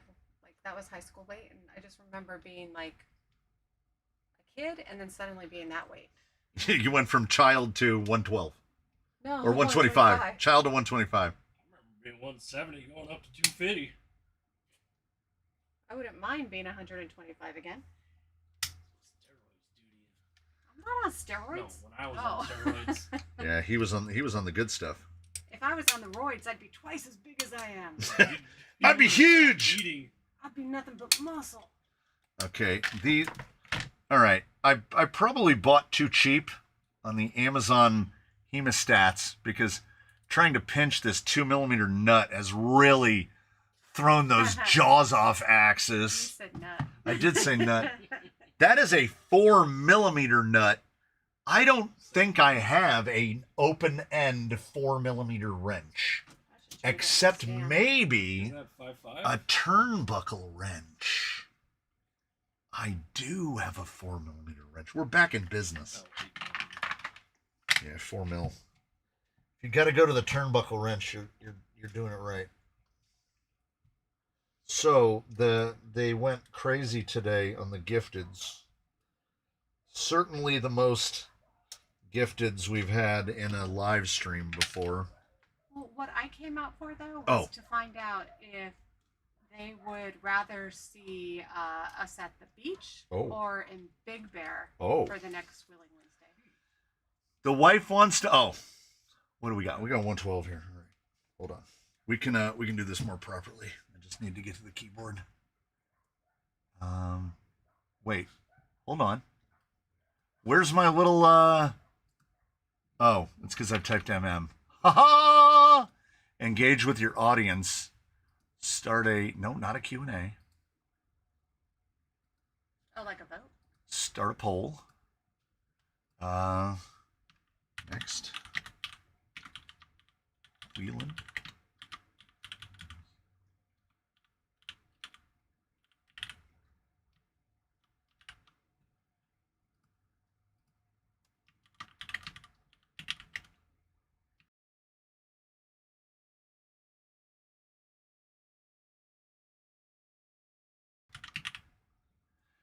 This won't help. This won't help some of the British people because they won't know where either of those places are. One's a beach. One is the beach and one is the mountains. Proper mountains. Proper mountains. You know, those are pretty close. I don't think they're perfectly on level with one another. Googly eyes? But I think they're close. Yeah, it's Gumby. I love the googly eyes. We're going to put red LEDs behind his googly eyes so his googly eyes glow red. Now that's creepy. Now, I can put those on their own switch so I can turn his red eyes on and off. Ooh, I like that. I don't know what kind the shocks are, but I know they're not stock. Basically, if you, I can give you a rule of thumb. If it's like, if you typically need to run like 40 weight on your vehicle, you're going to want to go way up. You may end up in this territory. This is 3000 CST. So this is about 200 weight. I think it's been doing 200 and 240 weight because an FJ, even if you don't have it loaded down, it's got so much weight on it pressing on everything that to try to slow that suspension down, particularly if you're on Leafs. Bruce runs 3000 and in his next shock build, he's going to go to 5000 because he's still kind of quick. I built Sheila on 10 Pros and she's on 3000 and they came out just perfect because she weighs 5 pounds less than Bruce. So if you're around 10 pounds, I would say around 3000. And if you're on the heavier end, I would say the 5000, which sounds like a lot, but that's only in CST. 300 CST is 27.5 weight. And then somehow, thanks to the metric system, 3000 CST is only 240 weight. So I don't know. Anyway, I do know that it works. Here I am at the tail end showing some love. New position at work makes it difficult to watch the whole stream. We'll rewatch later. Thank you, Jay Leo Boss. We're going to spend it on irresponsible things, primarily involving toy cars, because that's how we do. Woo-woo. That's what we do. We're gonna blow it all on toy cars. I'm gonna drill 2 holes, and then I'm gonna stick this hood on. We're gonna go carbide, and we're gonna try not to wait. What size is this hole? 2.5? Nope. I got to go in steps because I want to attach this to the hood screws. That's a 2. That's a 2. Do I not have a 2.5? Do I only have 3s? Okay, I got cobalt. Here's hoping I don't drill through my own fingers. We'll see. You can always see the mountains, but you can't always see the sea. That's true. The mountains is leading slightly. Yep. Oh, MKRC Builds has a problem. All right, I'm back to work. The wife is returning to work.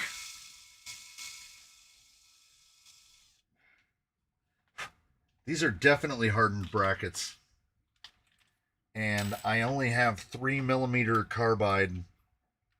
I've got 2 and 3, and the hole is already 2. 2 and wiggle.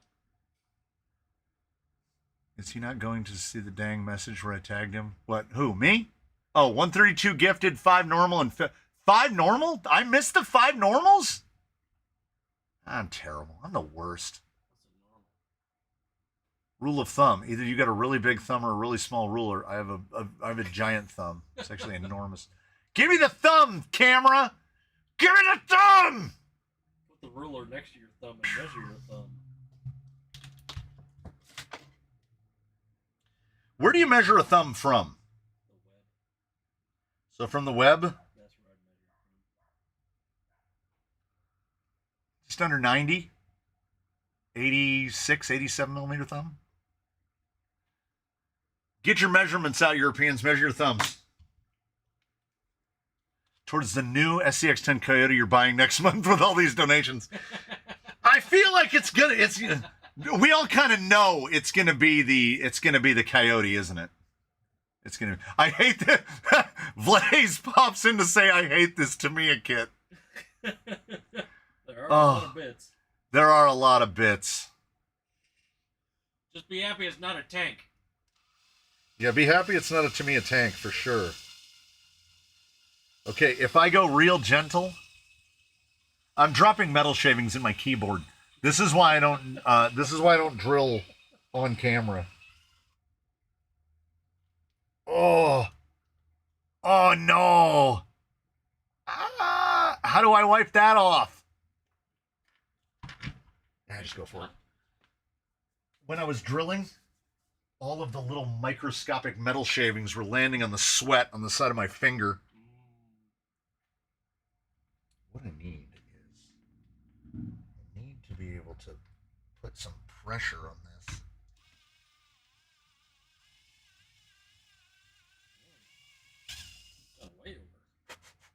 Are we waiting? Oh, well, the wife was out here, so. And we don't have to super rush. I would like to get the ditch lights on the hood, and I'll be fine with it. I'll be fine with it. Bertel FPV has a 78 millimeter thumb. He's got a 75.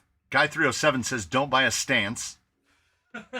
His free content creator Coyote should be there any day. No, there isn't a free one. Axial isn't paying for it. You all paid for it. So whether it's good or terrible, you're the guys that paid for the Coyote. Metric. Oh my God. The blind guy has a 60 millimeter thumb. It is impossible to measure your thumb with only one hand. Is it? You just need a straight ruler. I just can't see the ruler marks.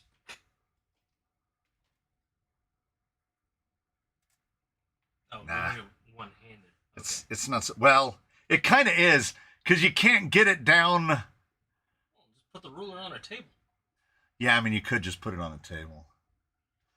We are 7 millimeters into pulling the cable time. I have one more hole to drill. 2 more screws to attach. 2 more screws, 4 screws to put back in. And then we're wavy like gravy. Oh my God. Oh my God. Carbide is amazing. If you can put some grunt on these, and these drill bits are like $3 each. Boy, you can break these drill bits so easy. Oh my God. I drill so slow.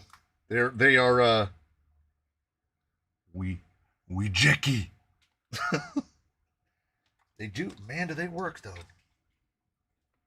Where's the rest of them? I've lost it. I'm okay. Oh, I do. Yes, I will not forget to check the poll. Eddie White's is 68.9 millimeters. He was very close. He got so close. I am still the winner at 60. If the race was to nubbiest thumbies, the blind guy won a lot by a lot.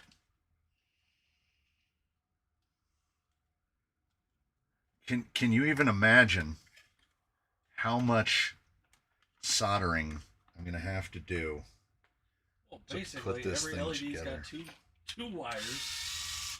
That's a lot of solder. The only one that doesn't have a whole bunch of wires is the light bar, because they're daisy chained together. Now, can you bend your thumb end backwards 90 degrees? No. with this, right? Like, look at that. And there's like no banana for scale, right? I don't have anything that's like like A reference size. so like look at that, and then like right. So with that, oh God, tell me that doesn't look alien. Look at the oh, my thumb is so weird. With that comes strength and a somewhat substantial lack of dexterity. Like I'm not good at the fine stuff.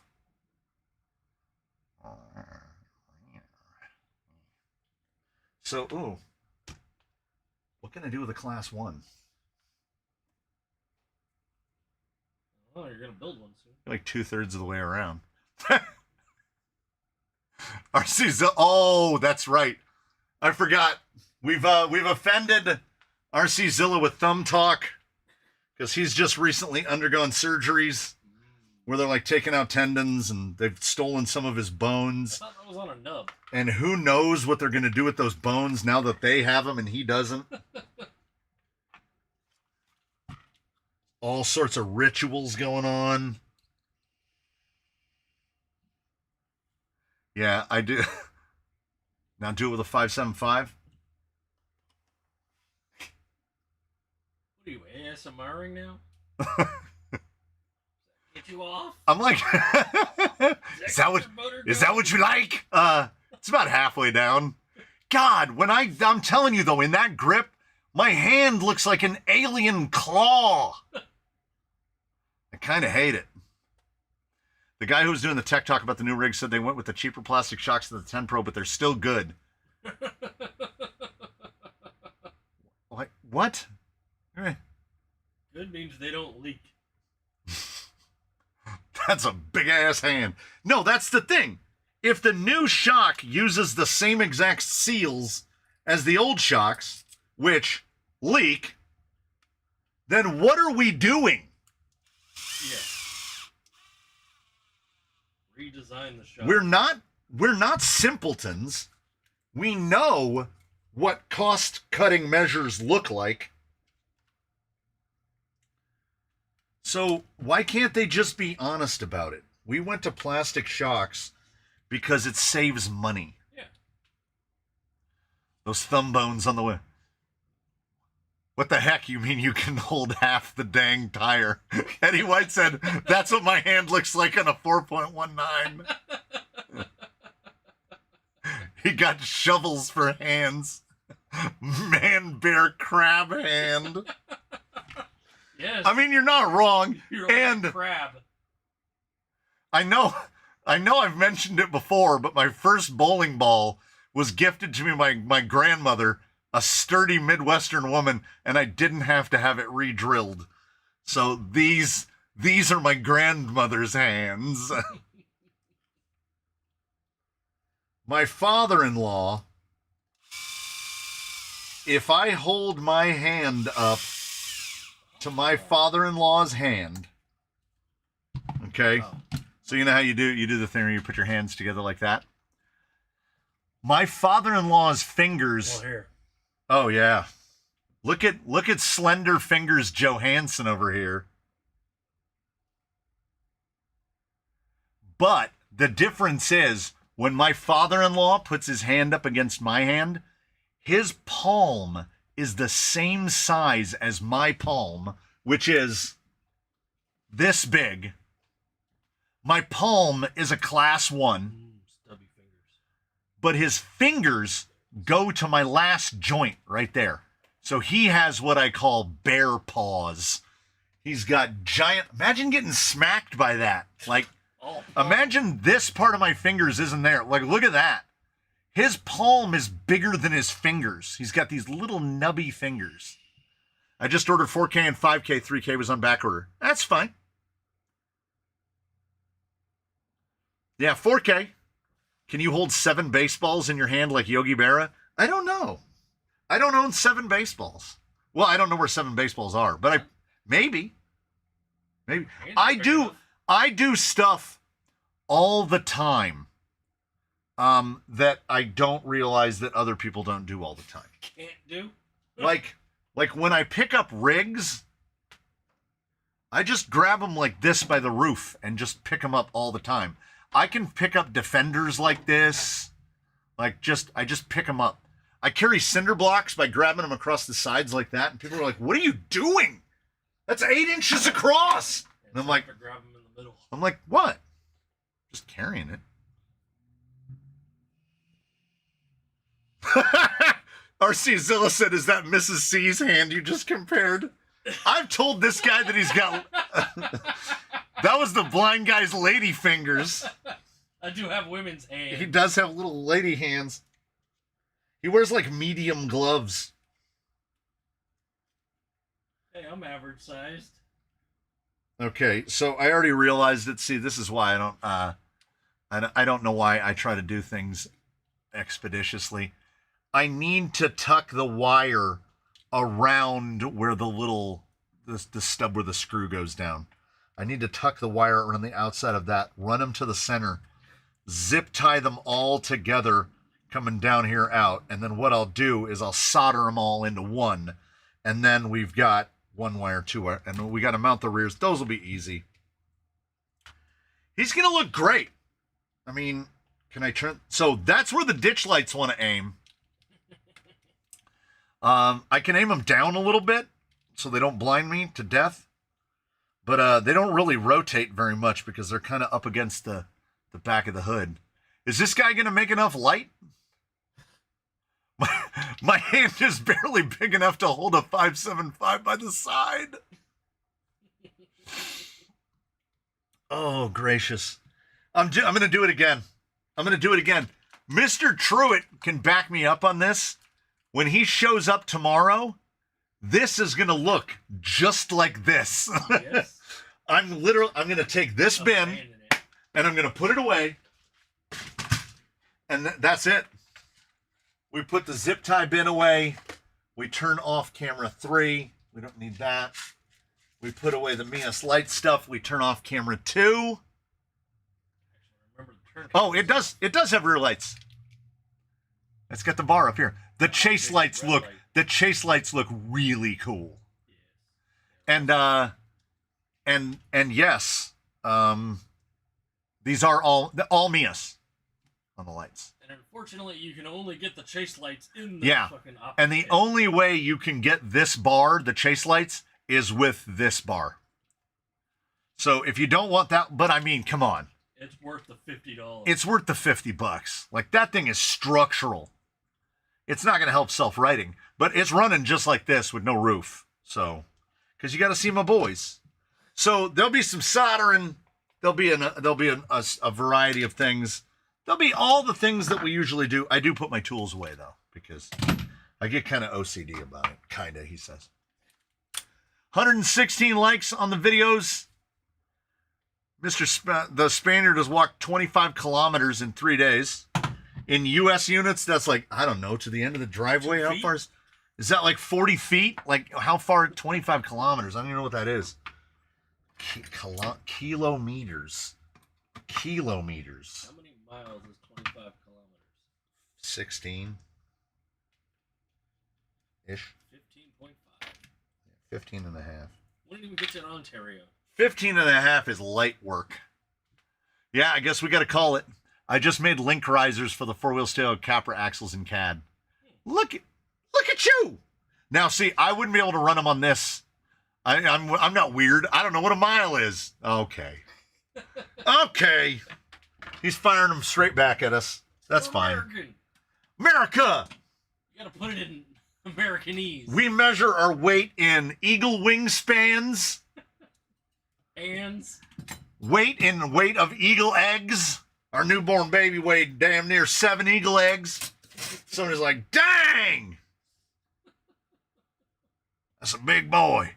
Full of freedom. I need longer stub axles now. My new wheel hubs are too thick. Can't fully screw on the wheel nut. What did I miss? Did he say something prior to that? My recommendation, I'm assuming you're talking about FJ40.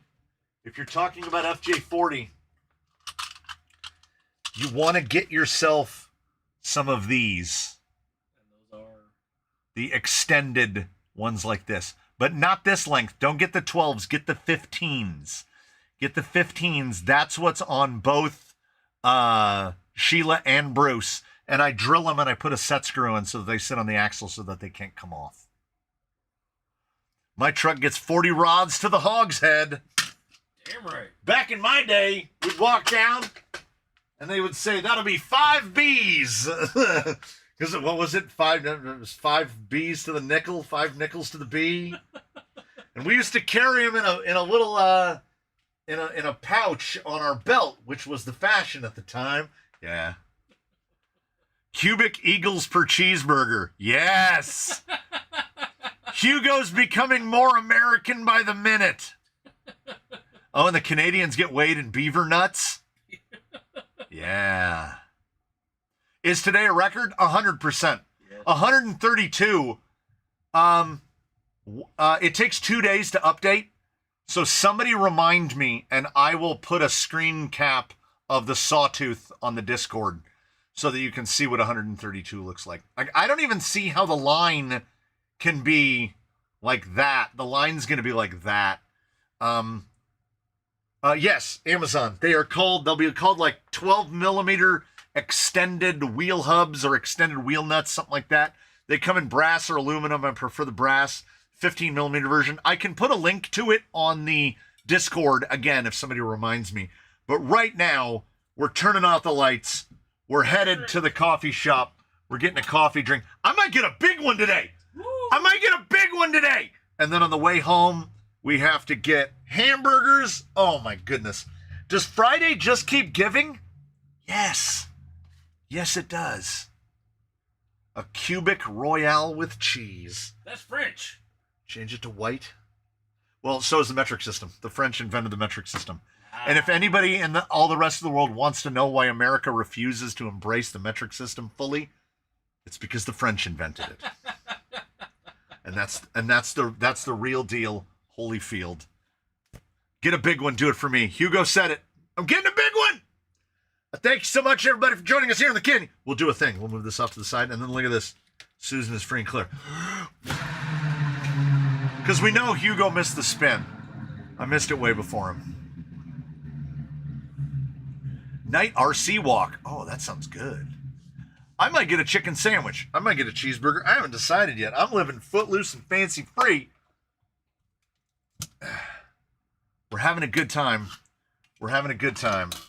Thank you so much, everybody, for being here. 132, 5 regular memberships, $51 donated. I've told you before, I'm not here for the money, but I ain't turning it down. Because that's how all this nonsense comes to be. You are all equally culpable. Thanks so much. Big Bear Mountain, 61%.